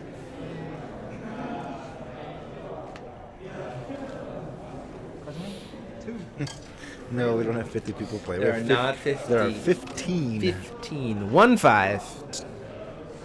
1-5 Sherry plays. Let's see, I'm looking at the...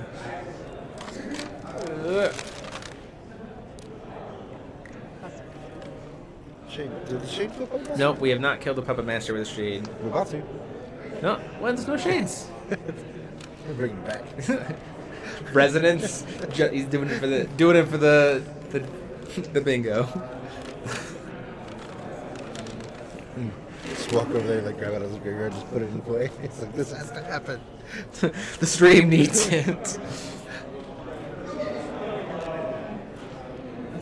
Kevin's in an interesting position. He's got Freyla. Yeah, otherwise that's all right. We're about to see it. Nope.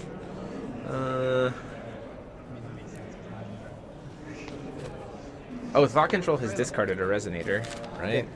Has it? Nah, I can't remember if he did or not. I don't think he's just hit spells. That's for the streams one. 6. Well, didn't Dane give up? Oh yeah, I think so. Oh yeah. He's like, oh, they gained haste. I just need Autoraktia. That's all I need. Autoraktia, City of Verdant Green. I just need that addition to get played. We have Freyla going in the red zone. How did it get Swiftness? Oh, right! Yeah. There's a library there. I forgot. Dark Elves read, you know that? Do they? Yeah, I guess. They do. They do now. Puppet Maker's gonna go ahead and block. Draw a card first. Yep, don't miss your triggers.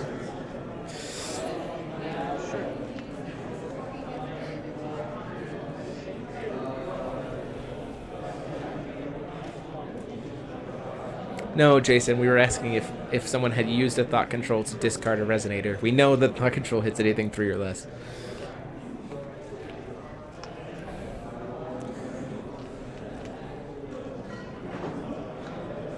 I'll take 12.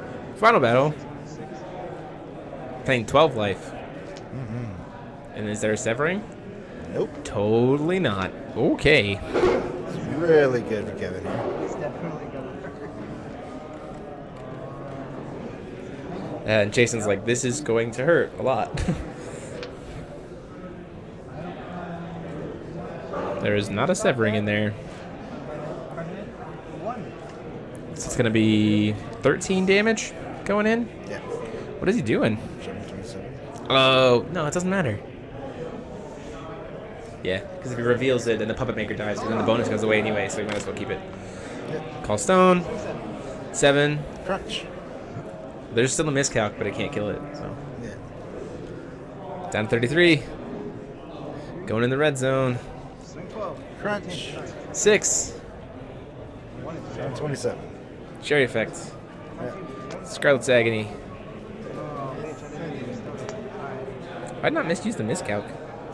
Okay. I guess maybe to draw another card. Atawa is doing a lot of work. Thomas. Oh. So many Thomas. Go ahead. Hey, that's a nice draw. Puppet Maker. Yeah. Coming back. Kevin is starting to feel the energy. My hands are moving. If Kevin can win this one, then he draws, which puts him in a really good spot. But then Jason would have to win out next round. Oh, he's got to win this one though. So.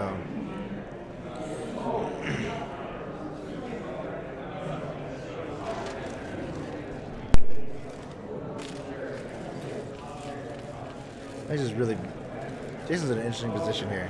So, yeah, this is the final battle. How much you paying? We'll see. 12? Pay 12 life? Yeah, you didn't want it before, and now you're eating it. I haven't had looks. Goes down to 21. Anybody's game at this point, really. Cats on cats.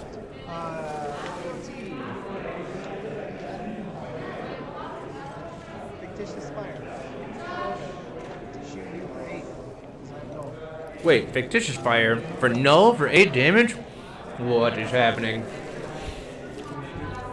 Take it. Down to 13. Oh, wait a minute. Hold on. This is relevant. Color up. Oh, he called stone. Oh, no. Kevin, why? Sure. Did you win there? Yes. By performing judgment. I think he just judgments there, bring something back, give it haste. Do I? Doesn't even have to give it haste. Give Sprayle a haste and kills the game.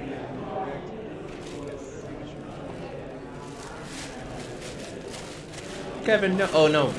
Oh, okay. Evil Elemental Uprising has to make that with first. Yeah, Judge. I don't think he plays for Shade's Resonance if I remove it.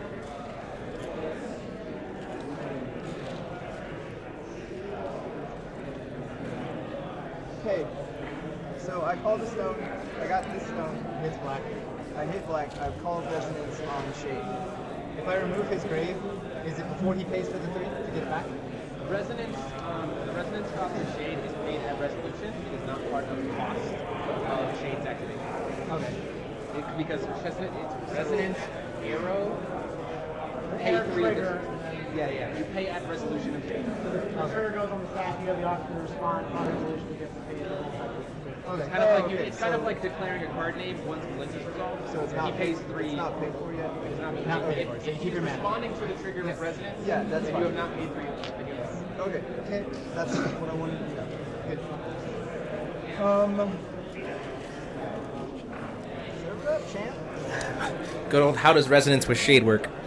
Yep. Which is you pay at resolution of shade, not in response to trigger. Which if it was pay in response to trigger, it'd be way worse. So Jason draws Severing here, which is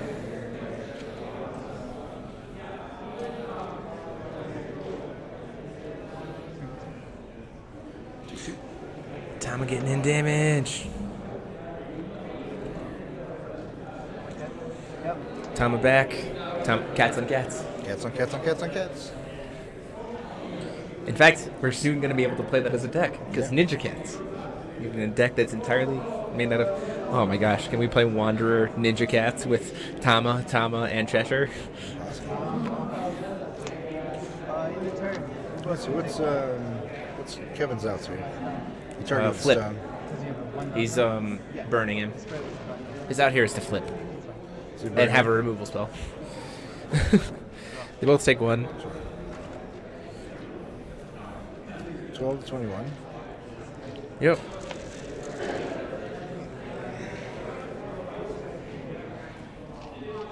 Oh, hey, that's interesting.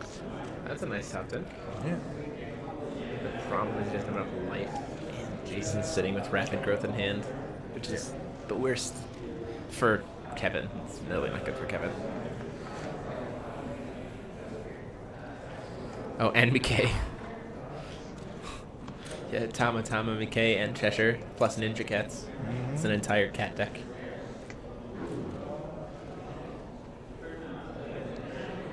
So if I'm Kevin in this scenario, if I'm being perfectly honest, I pay all of my will except to be able to flip Freyla like this, right? And I go down to 2, and I go down to like 2 life. Like, just pay it all. Like, if I'm being in this position, right? Because I'm dead anyway, right? So, Fairly. not what I expected.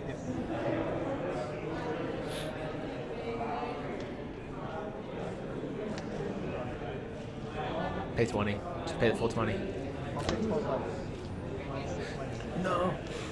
No. Yeah, that's a mistake. Goes down to 9. Pay 12 bucks. Yeah. That's a mistake. No, I Should have played Final Battle first. Yep.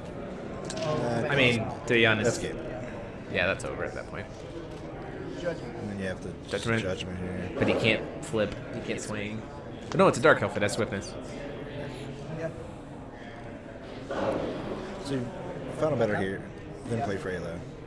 Right. Then if it just gets, then if it gets much more, just No. She can only target the Terminator. Okay, that's fine. 6 there. Trying to kill a Tama. Oh. What's happening? Yeah.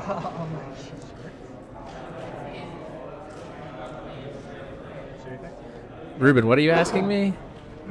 We need to see Billy on stream, please. I'll send you something nice in the mail. Sweet, I can win stuff. If I get free stuff if I put Billy on stream next round. So I think Billy Buttons is going to be on stream next round.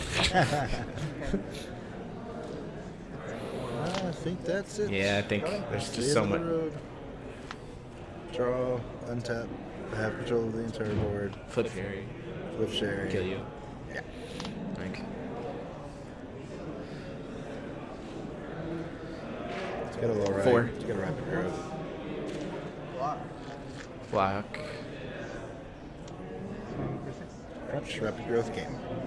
Yep. Yeah, and there you go. Yep. Good game, man.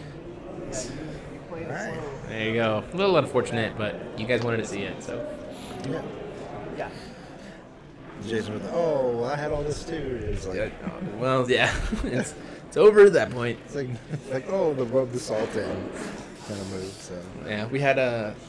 Yeah, sometimes you're just like, hey, by the way, it was just over at this point. You know, like nothing you it's can like, do. sorry, I didn't know you had 8 cards in your hand. I'm sorry, I didn't know the match was over. I mean, I have 0 cards in 1 Yeah. creature. You have 8 cards and 5 creatures. Yeah, okay. he's like, Yeah, it's the good. rub-ins. Good sports all around though. So we have. Yeah, he definitely can if he ties this. If he draws this next round, like IDs he's it. very solid. He's I mean, a it's very just- solid. Like I nothing's think at never least guaranteed, but, 6, yeah. 7, 8 seed. I think at 4-1-1 is The very. thing is he's got to Have an paired opponent against somebody that actually is wanting to 1-2. draw. Well, he could get paired up against. I mean, So, if he get paired up well- against Jalen well, or here's the- if he gets paired up here's against the, Jalen or Tufford, they'll probably do it. So the weird thing about this now is you have. Well, actually, no. Jason can just draw in. Yep. Well, Jason is 401, so 402. 402. Well, now he's Yeah. 4. Well, he would be. No, he's. So it'll be 14.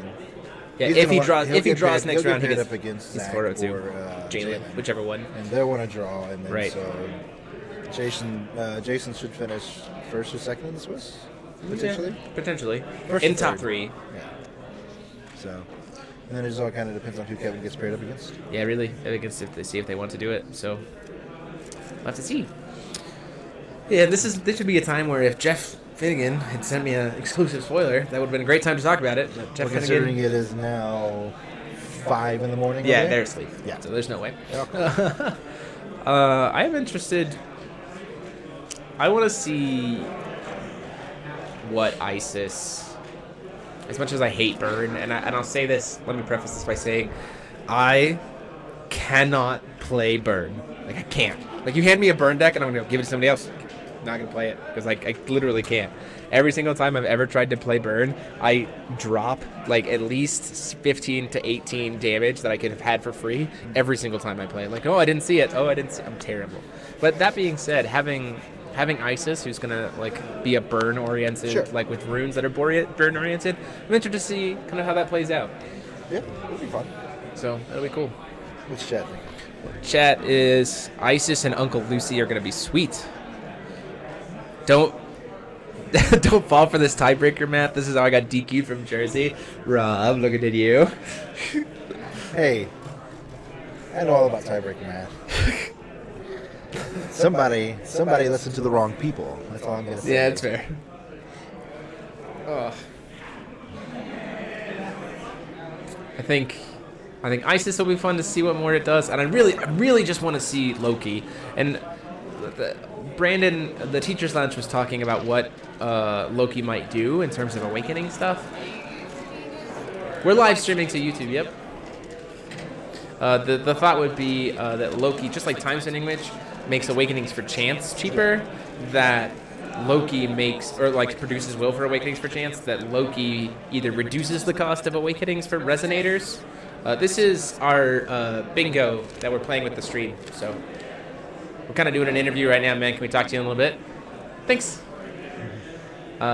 So, like, that Loki would either produce Will to pay for Awakenings of Resonators or reduce the Awakening cost of Resonators, which I think would be great. Either way, I think that's fun. And I'm a sucker for fairy tales, so, like, I'm all for bringing fairy tales back. Fairy tales are solid. Fairy tales are definitely solid. Yeah. That's what got me into the game. Like, 100%. That's what got me in, was... You mean I can play as Grim? Ugh. So we're coming up on time on round, I think, for this round soon. Our little buddy is, he looks very sad and somber right now. I think he's okay. Well, I can go over and let him know that he should just try to draw next round. So 5 minutes on rounds. I'll let Rob talk to you guys for a little bit. I'll be right back. No? You're not going to talk? You're going to leave? They can wait till next round. They can wait till... So after round... So after the day is over and after we've announced the top 8, then we can talk organized play? Maybe we can talk organized. Maybe we can talk... Okay, sounds good. Maybe. Well, I think I've fixed the between games thing. So let me know if it actually shows you the full 12 minutes of footage this time. But we'll see you guys in next round.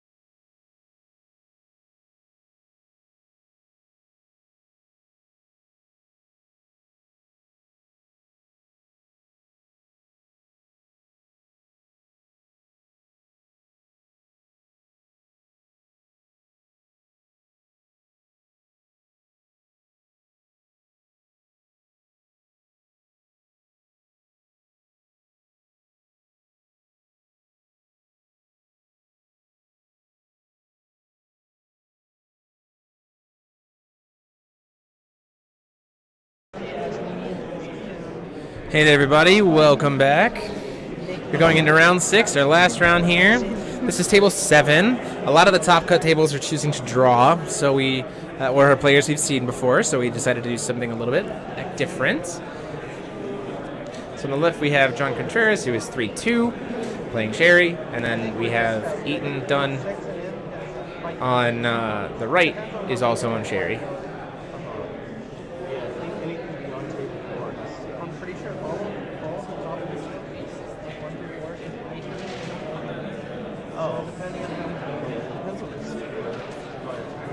We'll just have to see what colors they're playing. Welcome to round 6. You have 50 minutes. I wish you all the best of luck. You may begin. And with that, we start the game.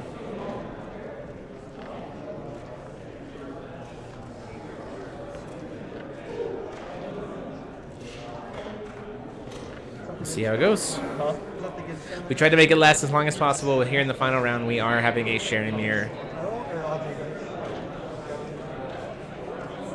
10 for Eaton and 7 for John, so Eaton on the play.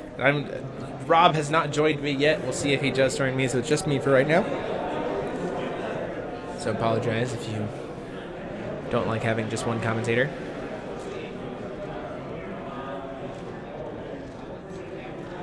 Looks like we have blue Sherry on the right versus traditional Sherry on the left.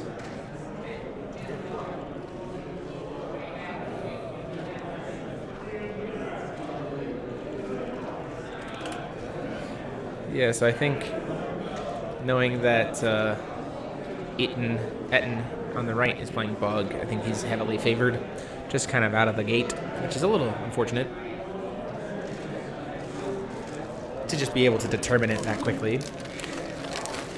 Honestly, though, if there's going to be a time to win a bingo, this is the time. A Sherry flip. There's for those watching for your bingo, there's a Sherry flip. Grimoire flip with no card played.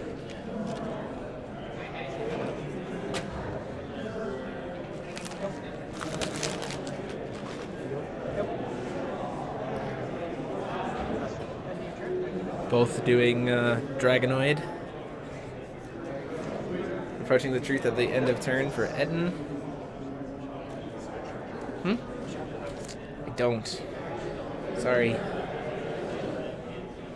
Looking at those cards in his hand. Oh, Evil Elemental Uprising was played. That's a stream one. So we would have hold it without seeing Keurig. That's interesting.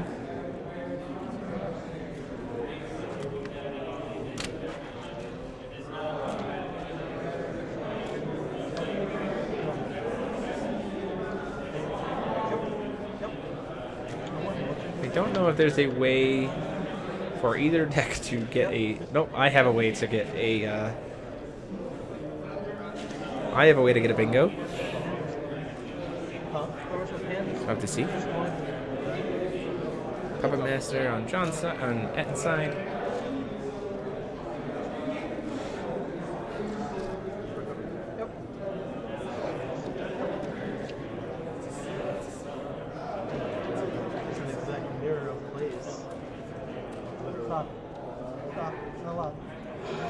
Puppet Masters on both sides of the board.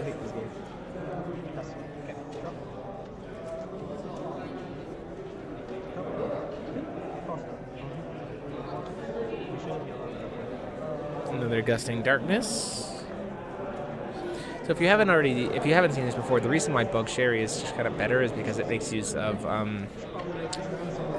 Charlotte's Water Transformation Magic and Millennia Bond to help it win Cancel Wars, which is really, really good. Because it also cantrips to draw a card. And then your Charlotte's Water Transformation Magic is a way to protect your Puppet Masters. Oh, and there's a Shade. Interesting.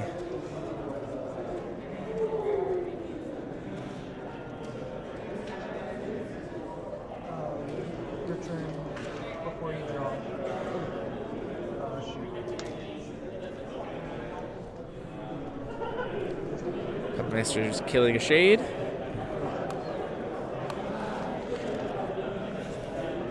Getting 6 life.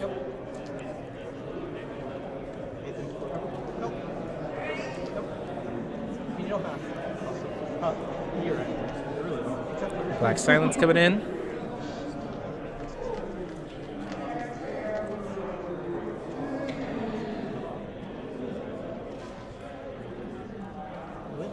Glint of Insights. Calling Farrer's spell.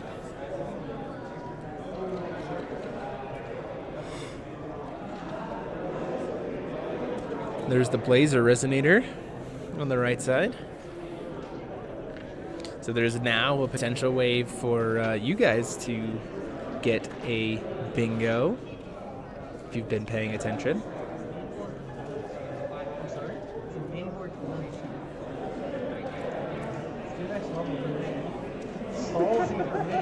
I know, I'm gonna mess up some of the names and calm down. Just trying to take down notes here.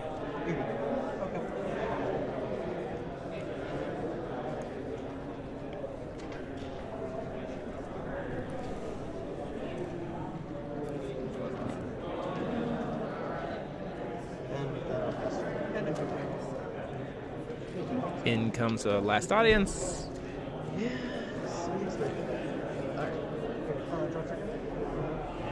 Draws a card off of it. He said Eve. And a second Millennium Bond.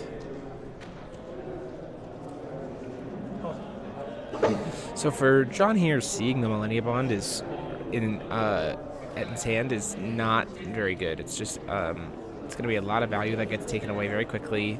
You can't like safely resolve chance here without trying to rip those out of the hand.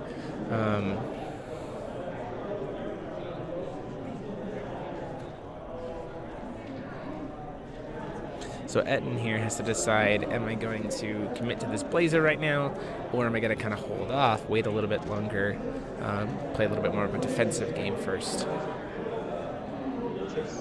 He's going to go ahead and play. He's going to try to play the cancel to remove him from the chase. He gets removed from the game.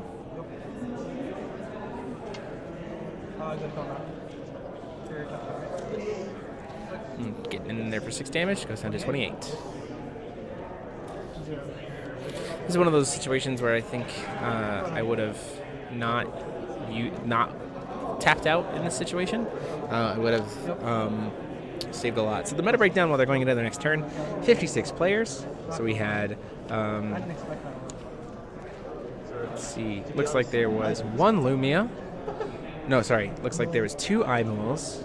5 Lumia, 7 Keurig, 15 Speaker Sherrys, 3 Farrers, 2 Ayus, 2 Tigris, 1 Structure Deck Gil, Black Structure Deck Gil, 2 Green Structure Deck Gil, no, 2 Green Alhamat, Gil Alhamat, 1 Rhea, 1 Freyla, 2 Green Gil Structure Deck, 1 Fox, 2 Shayla, 1 Dark Tree, 1 the other Eyeball, a Wind Dragon, 2 times Sending Witch, a 0, a Mikage, a Gil Lapis Red Black, a Millium, a Water Dragon, and a Scarlet. So a lot of 1s.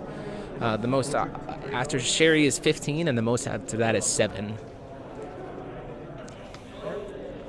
So this is what I was talking about with Water Transformation Magic. He's flashing in the Puppet Maker to the doll audience to pump itself up and kill Puppet Maker. And then he just goes, okay, well then I'll just make it a water, or make it a bear, and then I don't lose anything anyway. You do that after it resolves the pump, so that it goes back down to being a 4, rather than being a 4/4 and then pump up to a 6/6.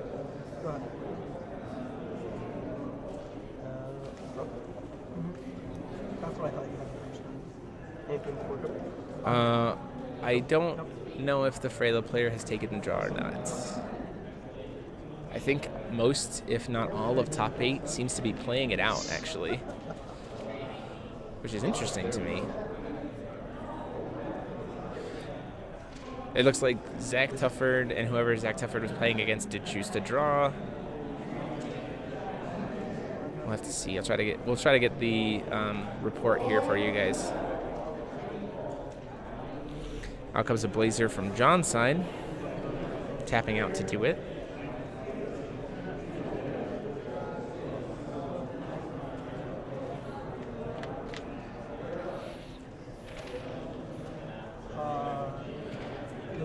So Toby, the first 3 rounds didn't see any Sherry at all, but we've been trying to stick to high tiers moving into the later rounds.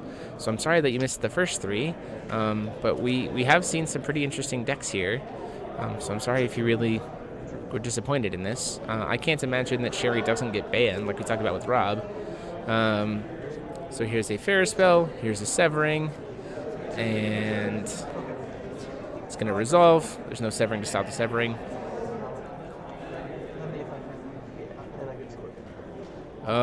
Excuse me, hold on.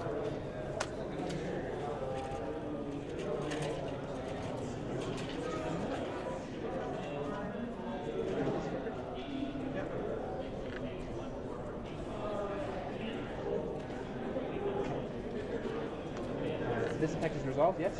Yes. Okay. This blazer is still in the field. Okay. This is the blazer, correct? Yes. This blazer is still on field. We only have 2 stories revealed. Total cost of this card is 4.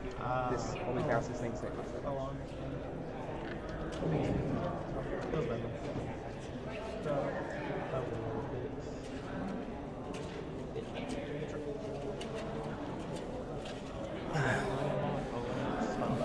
So if you're wondering what just happened there, the 2 players missed that Eve's bounce trigger is still dependent based on what's in the extra deck. So because Blazer is a 4-drop, he would have had to have 4 stories revealed, and there's only 2. So.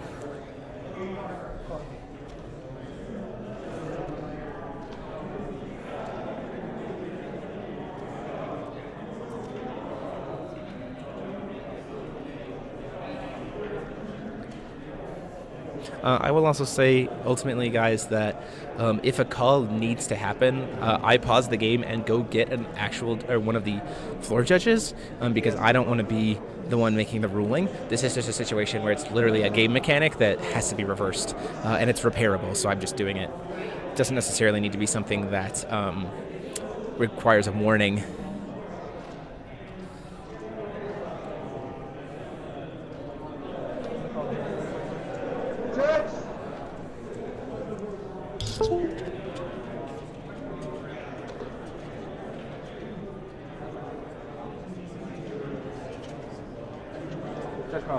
Is attacking something considered boundary? Leave it in.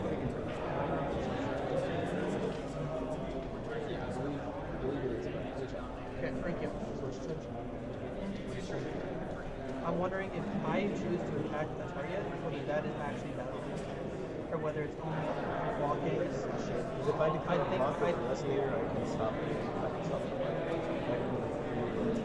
I think I think it is considered battle. I just want to show it because it does change something. This is still yes. I just want to see. You attack it something you are battling with that. Okay, just want to double check. Thank you.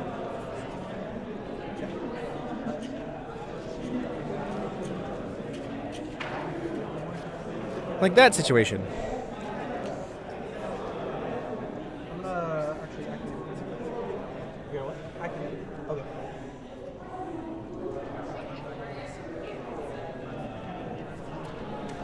That was a situation where I went to go get a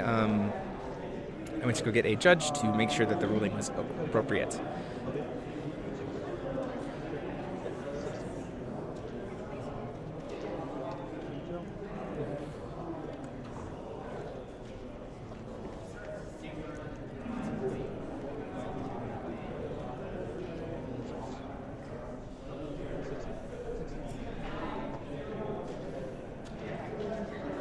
Another 6 down to 16. Oh, sorry. This is. Yes. Down to 14. It's the extra damage from Puppet Maker. Well, thanks, Toby. I try my hardest. We know that people don't want to watch just Sherry all day. I've tried my best to try to give us interesting stuff. Yeah. So John's in a pretty bad spot here. Pretty far behind. Even the Blazer's nice, don't get me wrong, but a lot of card advantage that Ed's gonna have. Swinging in for 9 at the Puppet Maker, or the last audience, because it has to. Flash in the doll audience to pump up the last audience so it won't die to the Blazer. Needs some draw card.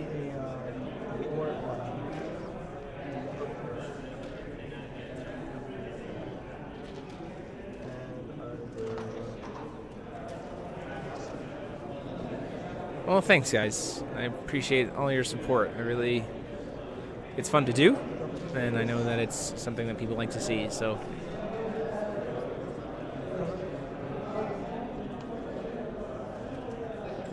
And really get a good position here. Just so many creatures on board. Swings in for 2. Blocks with the Puppet Maker because he has to. And at this point in time, it sets Etten up for a real solid play. He can just go in for lethal, so 8.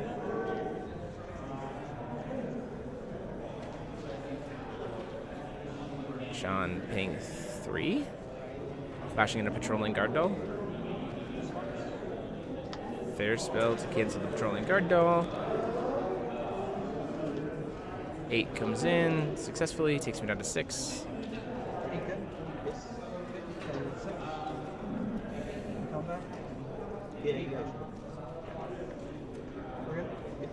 So John says, yep, you got it. We'll go on to game 2.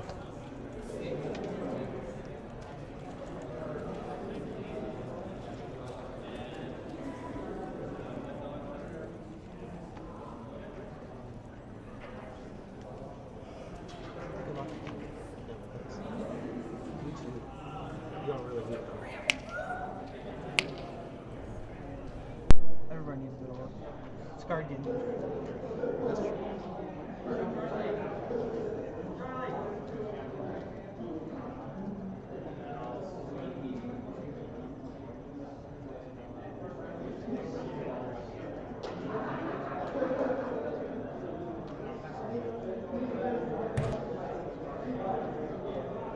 Hello. One of our judges.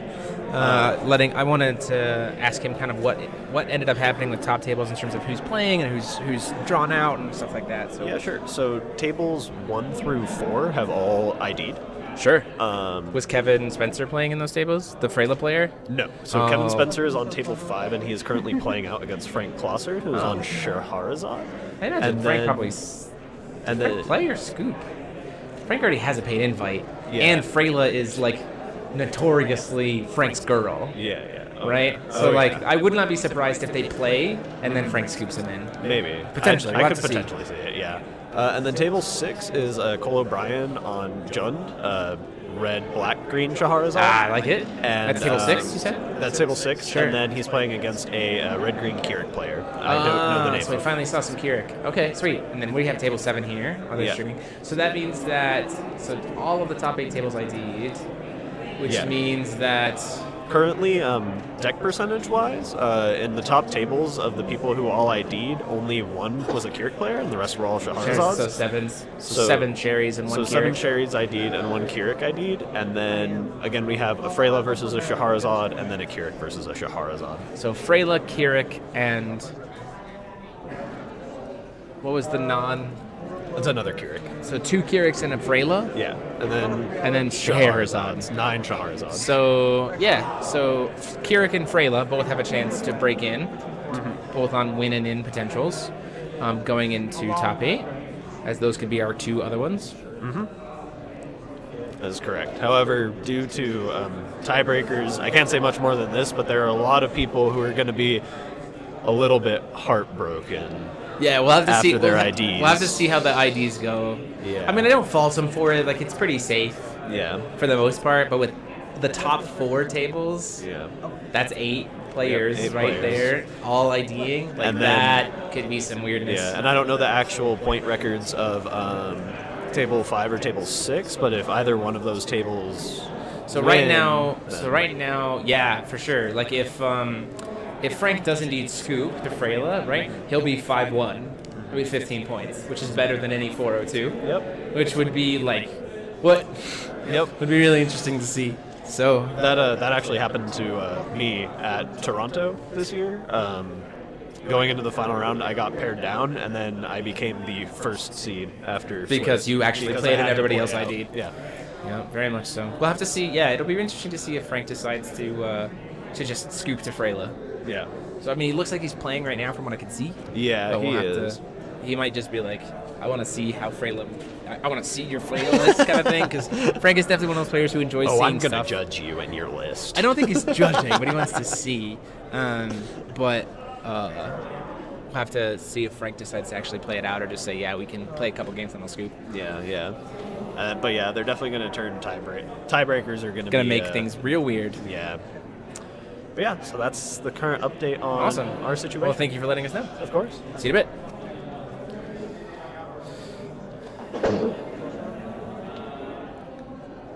So there you guys have it. That is our looking like a big Sherry top 8. A lot of Sherrys with Keurig and Freyla potentially getting in there. Do I? Whoops, I totally do. My apologies. Thank you for catching that, Jason. Etten is the one who has the first win. There we go. Reverse that there.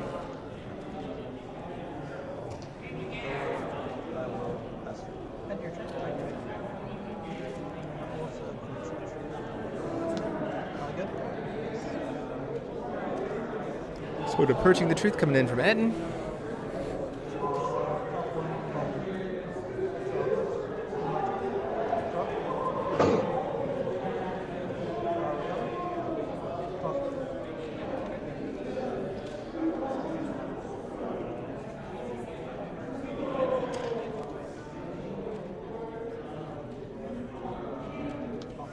Thought Control coming in, getting that information. Definitely gives Etten a big advantage here. Knowing that there is 2 of the cancel spell. If Etten had a glint here, you would take the patrolling guard doll. I think take the patrolling guard doll and then immediately glint. You might take the doll audience and then glint to take the 2 cancels. If I was in this position, I think that's probably what I'd do.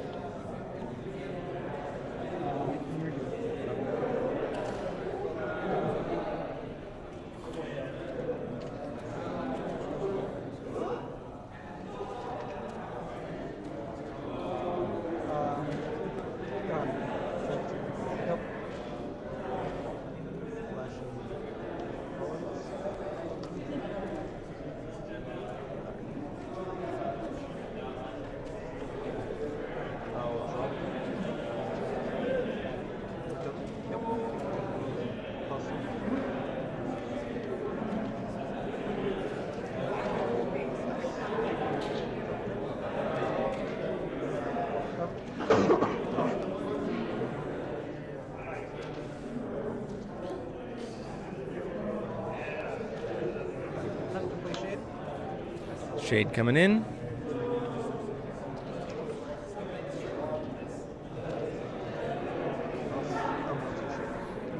Cancel spell coming in to stop the shade.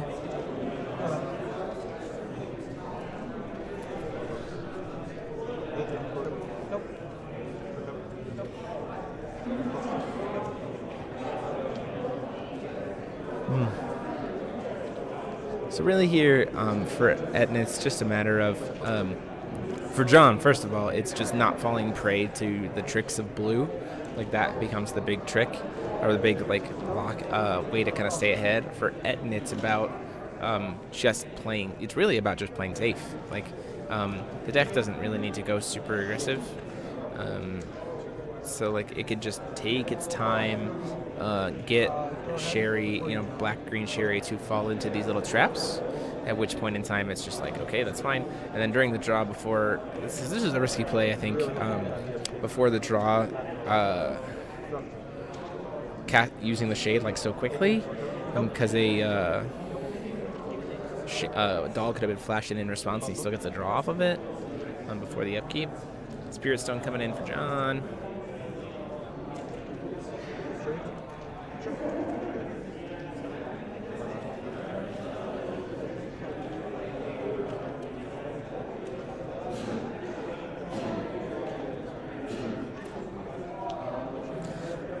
John getting his own shade here.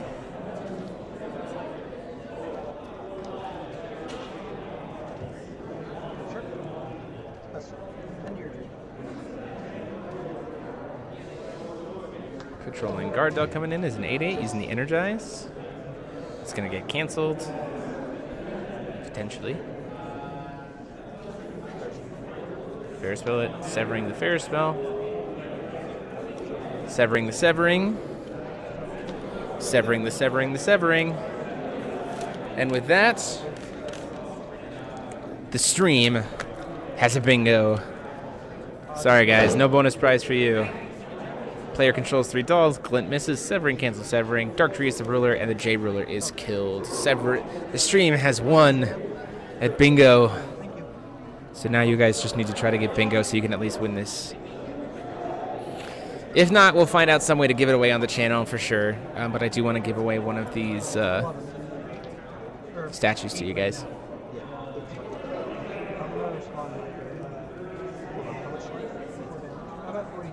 Took 6 rounds, but we finally got there.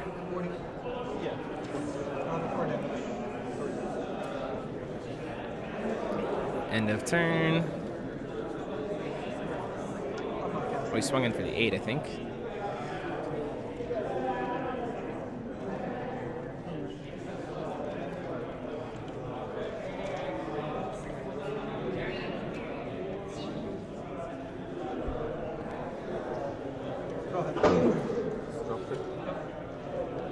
Revealing Doll's Last Days without actually casting it.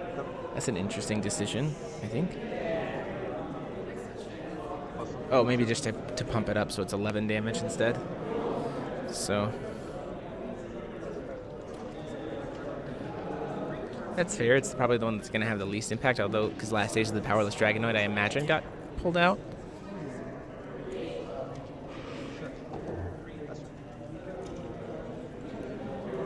So John seeing those shades, which can be very helpful. Any Puppet Master is heavily going to be killed.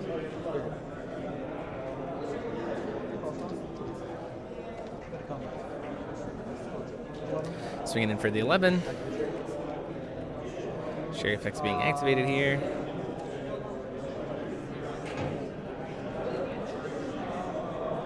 Potentially thinking about response to Sherry to activate Sherry. Scarlet's Agony.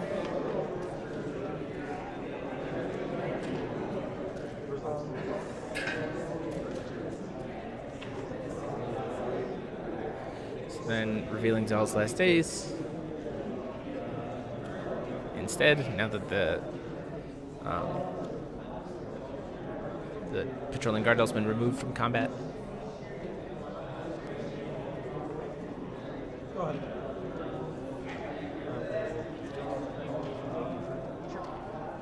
Anything before?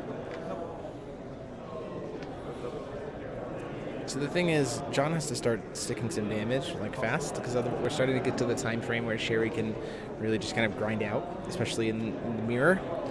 The games can just get super grindy and long. So let's see.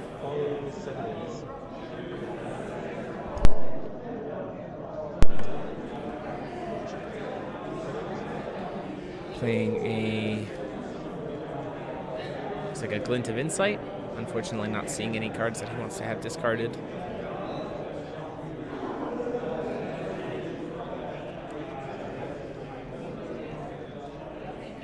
This is one of the reasons why I think Glint,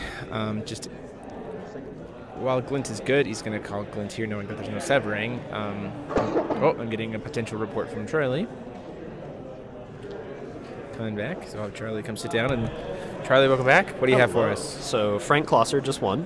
Oh, Frank, he did. And he did not, as far as I know, he hasn't said anything about scooping his opponent. So that's unfortunate. But fair, right? No one is forced to concede games by any means. I'll be right back. Sure. So cancel spell war is coming out.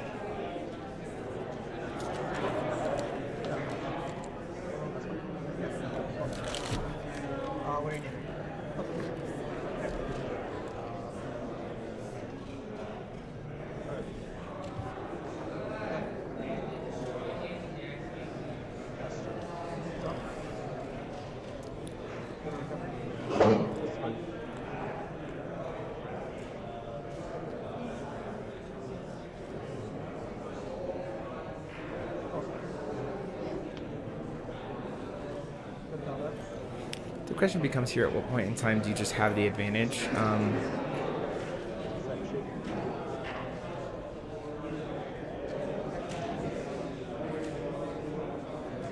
What you do here is before you cast this Doll Audience, in my opinion, you cast Charlotte's Water Transformation magic on the other shade right at this minute.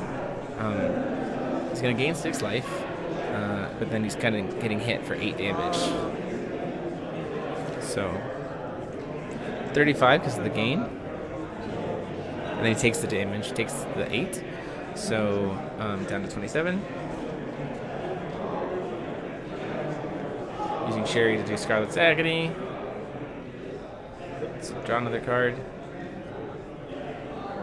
It's another Glint of Insight, which is not very helpful for John right now. It's not really helping him to progress the board state. Shoot the other Doll Audience out of the way. Go up to 33.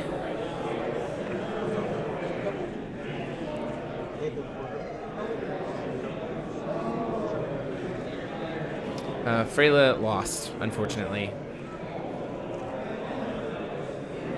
And from what we can tell from Charlie, Frank did not scoop, did not concede to the Freyla player to give him a chance at top 8ing. So at 4-1-1,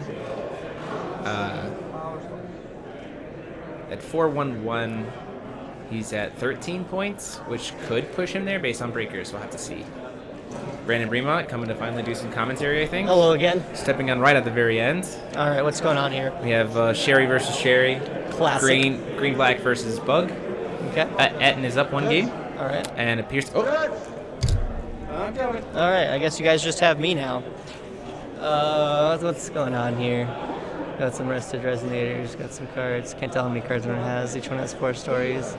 Guessing neither is judged. Alright, someone in chat, catch me up. What's going on? Are you asking if he can pay it at cost at residence? Yeah, if he Alright. You have gas that? Yes. Okay. Yeah. This is great commentary, I know. Happens at resolution of residence, not before. It's not. Okay. It's not part of cost of residence. Okay. But he's removing my risk. Yeah. Yeah, the Freyla loss was tragic. He was 4-0, and then went against someone that was 4-0-1, so couldn't draw and lost to that. And then again went against someone that was like 4-0-2 or something, and that one couldn't draw either, so then he lost twice. So he went from 4-0 to 4-2, which was like absolutely tragic. Eaton is going to win. Taylor says Eaton's going to win, so I believe it. I think that Eaton is very well positioned. Thank Taylor's a smart guy. No nepotism at all in that I statement. know, not at all. I lost, as I'm sure you're all curious. I did not make top. You did not make top? No. Now you can commentate with me, buddy. Yeah, I know. I'll commentate top tomorrow. Hey, perfect. Kick Billy out. Yeah, so Eaton won round 1. Very strong position here. He's going to be swinging for 6 and then another 11. This looks like a pretty strong position. The other guy's hand is Dollmaker patrolling Rapid, maybe? Is that... So patrolling oh, no, to it's try Glint. to It's Glint, I potentially think. block up patrolling. It's either... I can't tell what the other card I think it's John's. a Glint. You think it's a Glint? Okay. Okay. Glint. All right, well, that's definitely not very good. Fair spell, Charlotte's Water Transformation Magic. I think I probably just Patrolling. water magic this on the block. Is this blocking Dollmaker or... It's blocking patrol? potential patrolling guard doll. It's going to fair spell it. That's probably like Also fine. probably just fine. It's going to get in the 11 damage. Yeah. What's the other guy at 27? 20, he'll be down to 16. Okay.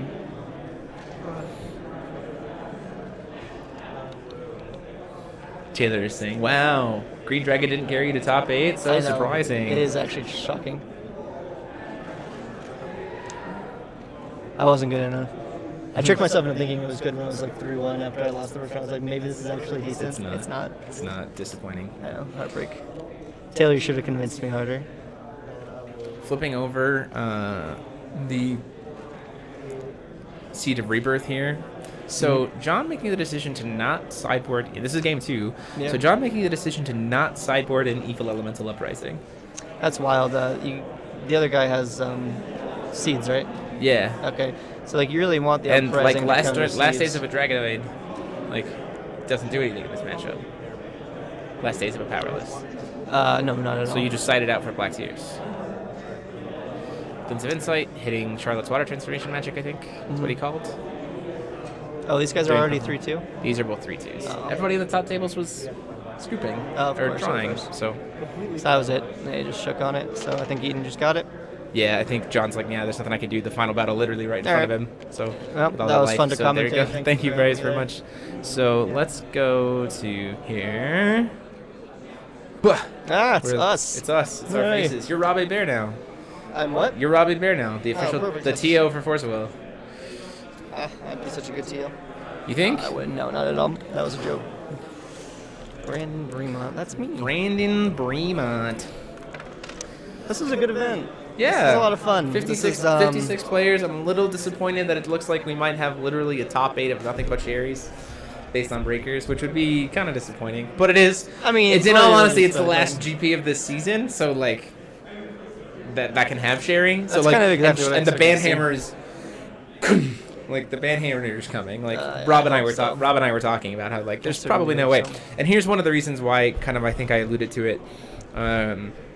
I will preface this by I don't know the ban list. I don't know what actually is happening. Yeah. But here's kind of my reasoning was, so they are taking 10 rulers. You have the fear of this, I understand. But they are taking 10 rulers, and they are all giving all of them Grimoire Right. at a lesser powered level. Right. So to introduce into that same format a ruler that has Grimoire that's all silver bullets Yeah. is just like, okay, there's no even point to play any of these other guys who have Grimoire because my Grimoire is just 5 silver bullets. Yeah, of course. So I think that it makes sense for the introduction of the 10 Valhallas and Divinity to just ban Sherry outright, because then if you want to have this extra deck, then all of them like have this not silver bullety extra deck, as opposed to Sherry sitting over here being like, yeah, those are cute.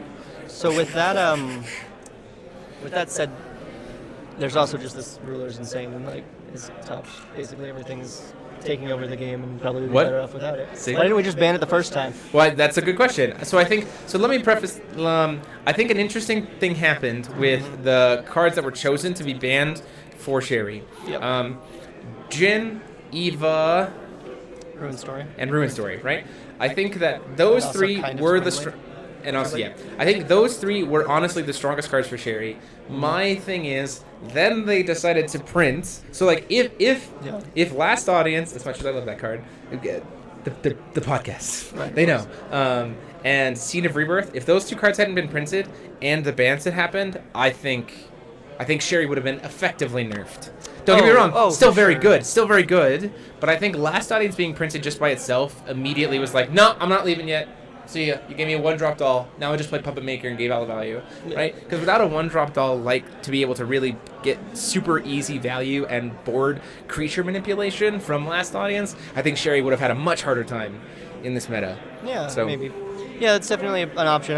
I think that printing all that extra Sherry support was kind of unfortunate. Obviously, like that was Printed in before the line, ban, yeah. before they banned, but But that was a little the ban, I unfortunate. think, needs to happen at this point. I don't think you can just be simply because of the fact that you don't want to have a Grimoire ruler with 5 silver bullets versus a set of 10 Grimoire rulers who don't have a front side effect and don't have silver bullets.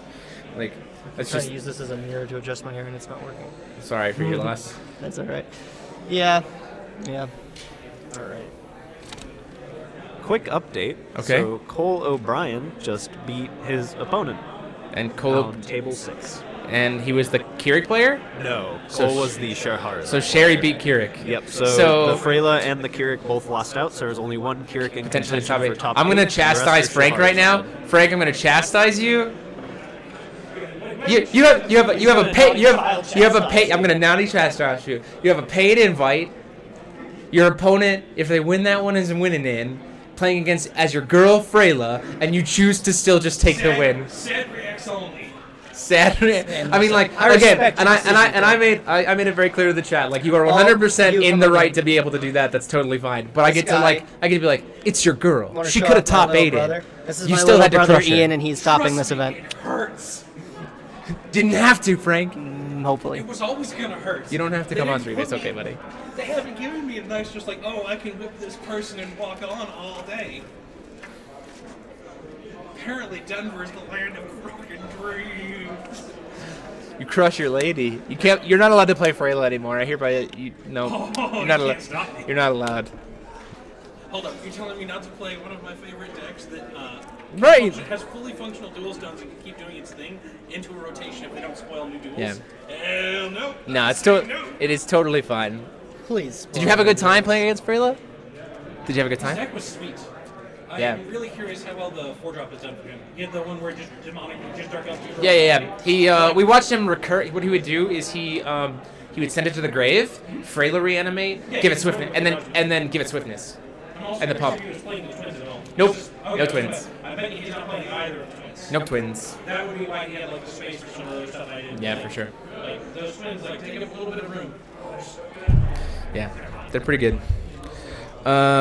So yeah, we'll have to see what happens with breakers. So from what we know going into this, top 4 all ID'd. Yep. Table 5 was a Sherry that won. Table 6 was a Sherry that won. So The full flush hairs. there's one Keurig in the top 4 tables. So We'll see how that goes then. we'll have to see. 7 cherries and a Keurig. It's a good way to end out the season. That's it is the way, I guess. Could have put a green dragon in top, but it didn't happen. If we do get all 8 cherries, though, it's like, well, 25% deck presence, 100% top 8 conversion. There, you can't argue it at that point.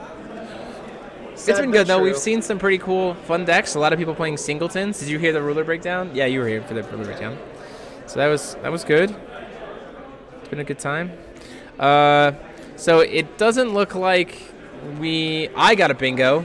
The stream got a bingo. The audience, however, did not get a bingo, mainly because we never put Keurig on stream. Yeah, hold on. You can really rig this based on what's here. Well, let me make this very clear. I advocated for a Keurig in the last round. So many of these have Keurig in them. Sylvia Resonator on field, that's Keurig. Keurig Search finds Heaven Sundering, that'll happen every time. Maribella played, well, didn't see fair. Play, that'll happen a lot of the time. A Pig Resonator gives flying. Oh my god, this is like all Keurig. You just didn't put Keurigs on stream, so the stream won't win. That's mine! Oh, this is yours? This is the audience's one. Alright, never mind. Like, conspiracy foil. It was not I didn't even make it. Where's the bingo on this one? They don't have one. No one has a bingo? I have a bingo. Oh. Player controls $3. Okay. The conspiracy's back online then. So the audience didn't get one. The audience missed Blazer counter prevents damage, which is doable because we had some people playing Blazers, right? TSW flips to J ruler side. That'll happen every TSW. We saw a TSW. It never judged. It never judged. It had the opportunity to judge, even though it was going to lose, so it could have just been like, I'll be flashy and flip, but then didn't. Keurig search fails. That'll happen a lot of the time. Right? That's totally like they are so close on a lot of different Blazer ones. counter right? prevents We didn't damage. see Gil. We didn't see. That's doable. Yeah. Millennia Bond cancels the chant. Nobody casts Millennia Bonds. I didn't see a single Millennia Bond get cast today. We tried. I think you rigged this. We'll keep it going tomorrow. There. Go tomorrow with all the Scheherazades. Right. So you can. I guess Millennia Bond can be in but then you can't get Maribella, so get wrecked. That's true. No Pig, Blazer. So they'd have to have a Blazer counter to prevent damage in order for this. We will find some alternative cool way to give away this. Bad boy. We'll think about it overnight and we'll play it. Jeremy just gave you guys a rigged bingo game. I did not. I didn't even make the cards. Victor Harris, blame you. I blame Victor Harris. But also, huge thanks. I would like to say, as we're going to get ready for top 8, huge thanks to you, Brandon Bremont. Without you, we would not have had internet. So we're yes. In case you guys didn't know, his phone is providing the Wi-Fi. So that's super helpful. Sometimes we just come to these convention centers and the internet sucks. And so it's been. And Jeremy apparently doesn't have a phone that can do it. Yeah, I don't have a hotspot on my phone. Sorry. Get wrecked me. And then huge thanks to Victor Harris for all the hard work he did in creating that slideshow that glitched out. I don't know why. It's a 12-minute long slideshow presentation. I don't know why it was being wonky. Totally, it was like looping the first 2 slides over and over and over again. It's not what we wanted to have happen. We'll try to fix that for Worlds. Lore trivia, which of the 7 kings became a Valentina. Oh. Perfect. And also huge thanks to Taylor Prinz for creating all of these lore questions that were on the little rotating thing that you didn't get to see. It's like 2 pages worth of lore. Maybe we'll get it working for Talbot. Working on it. We're sorry. We'll have it ready for Worlds. For Worlds. It's the next stream for me. Are you going to get them translated into a bunch of languages? Yeah, we'll do it. That'd be sick. And then huge thanks to Rob and the staff for an awesome event. Not a huge thanks to this convention center.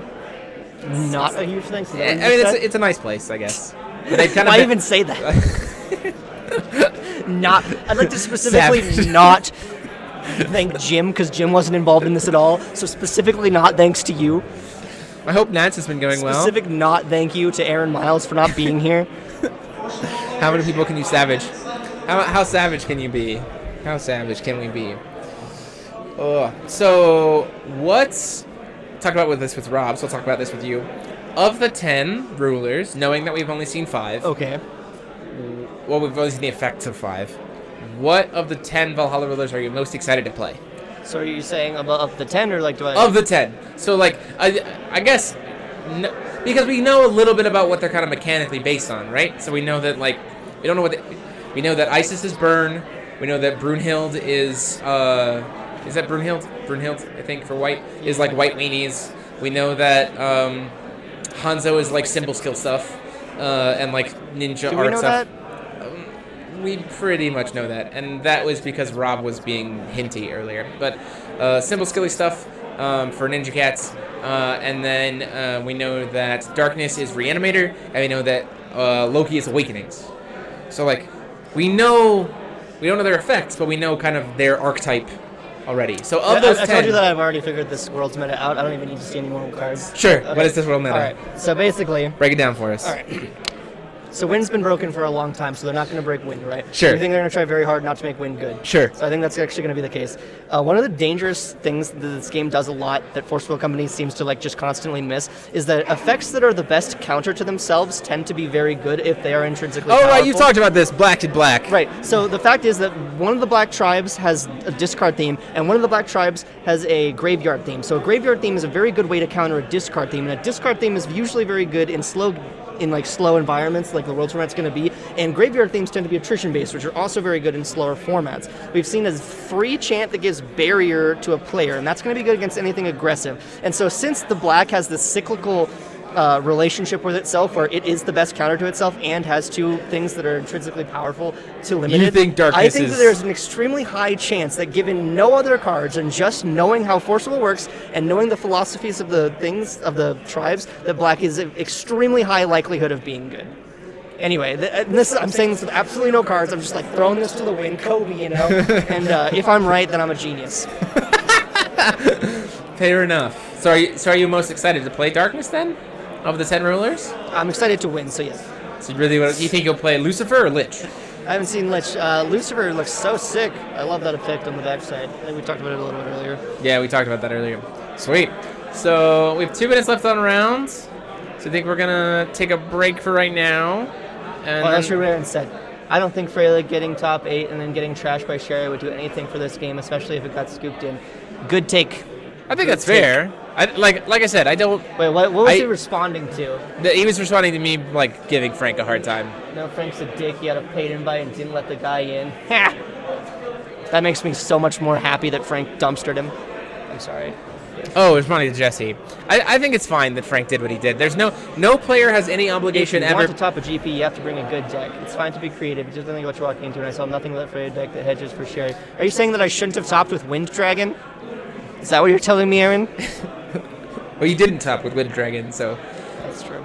He got me. I will preface this again by no player ever is obligated to scoop to any other player ever for any reason. Of course. Right? Yes. So, like, this is there true. is no... It does not make Frank a bad person not have scooped. I just am going to give Frank a hard time about it because of the fact that, 1, he already has a paid invite, and 2, Freyla's his girl. Right? So, like... I just get to give him a hard time about it. But ultimately, there's no world in which Frank should have topped. Right. He made the right decision. Right. I think he did what he wanted to do, and it's fine. So no player is ever obligated to scoop to any player for any reason. Oh, Rob's coming over. Let's see what Rob has to talk about. Turn off. Rob, you got some stuff for us? You got some news? Rob, you have spoilers? Can we have the top 8 before anyone else gets the top 8? I have a spoiler. You have a spoiler? Yeah, too. Someone's gonna learn the hard rule of you should not always draw heading into the top 8. Oh, no. Can we have the top? Do you know what the top 8 is right now? Oh no, we're waiting on people. How many X1s didn't make it? 1. Oh no. Oh no. All top 4, all 4 tables drew. Yeah. Should not have all drawn. Oh no. Oh no. If Ian didn't top, I'm gonna cry. You won't be the best family in Force as well. All I know is Frank definitely screwed things over. Yeah, by winning, he screwed things I over. feel bad for Kevin, man. He started off super strong, started off 4-0, and then he just went, X2, and then didn't happen. One X1 didn't make it. Oh no! Yeah. Now I have to be stressed. I was so excited for Ian. Oh sure, that's what I meant. Oh man, that sucks. So we'll have to see. Technically, they gambled. Somebody gambled. There was some gambling happening. Lost. So we'll find out who it is here in about 3 more matches left. Better not be Ian. Oh my God, that'd be the best. Look at that face. See his face? Can we announce it here and then you can go announce it over there? Just the ultimate trolling. You have the TO. You can do whatever you want. Give us the top 8 first. That if it wasn't Ian that did that just the sad reaction.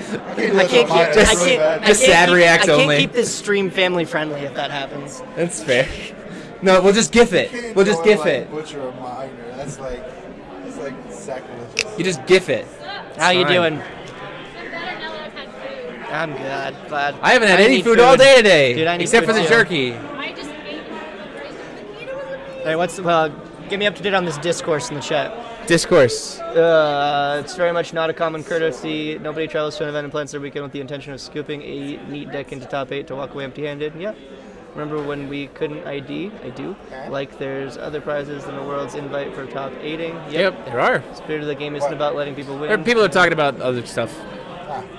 Oh, you know what? I forgot. I misplayed with all the people that I lent cards this weekend. I didn't do my fee that I always do. It's totally a joke, but I always am like, if you borrow my cards and if you top, I don't want to name your top 8 promo, but your top 16 promo, I'll take that. Most of the time, people are okay with it, but I didn't confirm that. What's the promo set? It's Dawn of the Earth. Oh, jeez. Do you want my set of Dawns? Yes. Okay, I'll give them to you. I don't think you understand. Okay. I have so much Faustwag. I have to have all of it. All of the Faustwag. I have 6 or 7. I'm 1 severing short of a playset of severings, which is a little disappointing. I'll just take one from Rob when he's not looking. He says, knowing that Rob is literally standing right there. Oh, you think we're gonna get 8 Sherrys in top? Is it gonna be 8 Sherrys? It's either 8 Sherrys or 7 Sherrys and a Keurig. Jesse's talking again. If you already have a paid invite, then yes, it's common courtesy to let someone in, especially when you went 4-0. No one is. There is.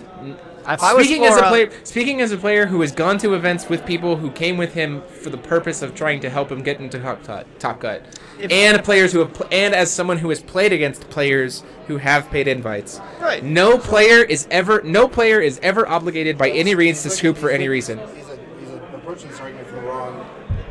He should have just won his 5th round. Period. Yeah, of course, just win. Yeah, that's the problem. Is that he? I mean, I'll say his last 2 rounds he just lost. I already have my paid 2, and if I was 4-0 and I went against this, I wouldn't scoop. Because here's the thing: is with that argument, it means that nobody that's a paid invite should actually ever play an event. Yeah, which you never play. Okay, guys, I'm going to ask that the chat comment. Just keep it civil, please. Thank you, guys. It's also the same thing can be said for people with unpaid invites. What? Yeah, people with unpaids. Why should they play then? If they have an unpaid invite? You're already going to Japan, if you can pay for it. Well, let's say most people that get an unpaid are usually going. We're about 80 to 85%. Seriously? Unpaid. Yeah. That's higher than I thought it was. Yeah, Team USA is going to be pretty big this year, and I look forward to cheering you all on from the stream. Team USA. I'm not gonna wear an American flag. You have to. I'm not though. What? We're getting shirts for the whole team. You're a jumpsuit. USA tux. Can I get the gloves? No, just remake the gloves, but just like USA memory. I brought them. They're here. They exist. They always exist. But now I have a hoodie. Can I abandon the gloves for a hoodie? If it has the Faust symbol on the back, I'd wear it. Straight up, man. Connect me with my country. Delaney's looking for me. We will see you later. All right, I have to go. Rob, take my seat. So I get to be Brandan Bremont? You get to be Brandan Bremont. Welcome. That's awesome. Brandan Bremont. How How's are it you going? today? Oh man, I got fat. You know what I'm saying? That was really quick. I That was a really quick I transition. expanded. Yeah. So what's Chad saying? People are just having a conversation about whether or not they should scoop or not. No, okay, yeah. That's a conversation that's been had for like the last 25 years. Yeah, right. So It's just a matter. And like, yeah. So there's an interesting thing that I was told. So you're a TO, Yeah. and you have a lot of experience. Mm-hmm. So at one point in time, I was told this by a judge in regards to a situation where two players were playing, and they wanted to play it out, knowing that one of the players was going to scoop to the other at the end of the game. Like, they wanted to play to see who would have won, but one player intended to scoop. Right, that was the thing, right? So the first thing you do is you get the slip. Right. You have them sign it. Right, and then you just play for fun. Right. Play for fun. So this was the thing that was a statement that was proposed by the judge, saying if you guys are playing, and if on board you have protected lethal, you win the game. In that situation, rather than saying, "Well, I have protected lethal, I scoop you in." You never give them the opportunity. As a team. Right. Like, you should never have the opportunity to do that. But the judge's statement of like, if you scoop, quote unquote, but I see on board that you have protected lethal, you win the game. But it never gets to that point. You should never you should be like, draw before I recover, scoop the game, or not even get to that point. It Even would close. never get to that point. Right. It was just an interesting it's just an statement to hear. Like, yeah, that's just not how things are ran. Yeah, for sure. Not seriously, anyway. I mean, it's one of those things that when you get to the later rounds, right? So Right. like the last round, there's a couple things you just don't want to do, right? There's a debate on whether or not to print or not print standings. Right. So there's a couple issues that happen with that, right? So what happens with that is I personally do not like printing standings because what happens then is you have a lot of people. Well, it's not even to do math. You have a lot of people that it can encourage collusion. Sure. And so I mean we've had it happen a couple times throughout the 4 seasons, right? People, Right. They see they'll see, oh, well, I have this many points. You have this many points. You do this. There's no way you I'm win. a scoop, and There's no way you win. You got to do really that. bad atmosphere. What's up, Dane? Yeah, just a little bit. Yeah. Hanging out. We're just trying to see what our top cut is. Cody going to announce? Is Andrew going to announce? Are you going to announce? They're still waiting for that guy. Just waiting for one more round. In fact, let me go see. I'll see. Someone now. You want to see? Yeah. Okay. Someone's getting heartbroken. The sadness. Sadness resolves on the chase. Here's the best part. What if Frank is the one that gets heartbroken? Oh no! No! Yeah, I do. I have 2. You're welcome. That's it. That's all I have. Yeah, kind of need it. Pardon me while I sort some stuff here. This was the last time to do the ruler exchange. So just swapping did some exchanges for some of my locals. Did somebody just say collusion is not illegal? I'm glad you put a winky face because it certainly is. Collusion is most certainly illegal.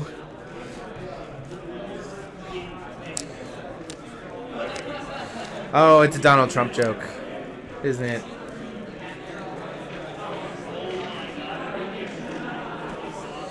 Ugh. Y'all want some rulers? I've had a super fun time today, guys. We will be back tomorrow for top 8. We're going to wait to see who gets announced as the top cut, obviously.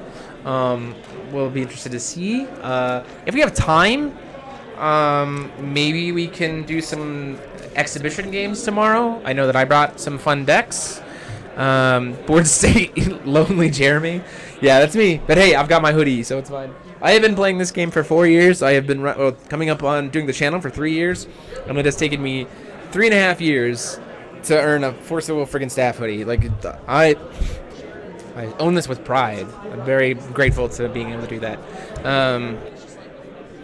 So, It's been a huge, awesome time. I've been really enjoying it. We're going to try to, like I said, we're going to try to get top 8 tomorrow, and then based on how it goes, if Rob wants to kick us out, we might do some exhibition games. Otherwise, be on the lookout this week for a match against an Epic. I know that Brandan Bremont, Frank Klosser, and I later tonight, I think, are going to be recording a 3-way Epic Stories match. So that should be super fun. So we'll have to see what happens. So hopefully we have a good time, and we'll see you all tomorrow. So just at this point in time, we're just going to wait for top 8. So I'm going to kind of bounce a little bit, and then once top 8 is about to be announced, I will come back on. So see you guys in a second.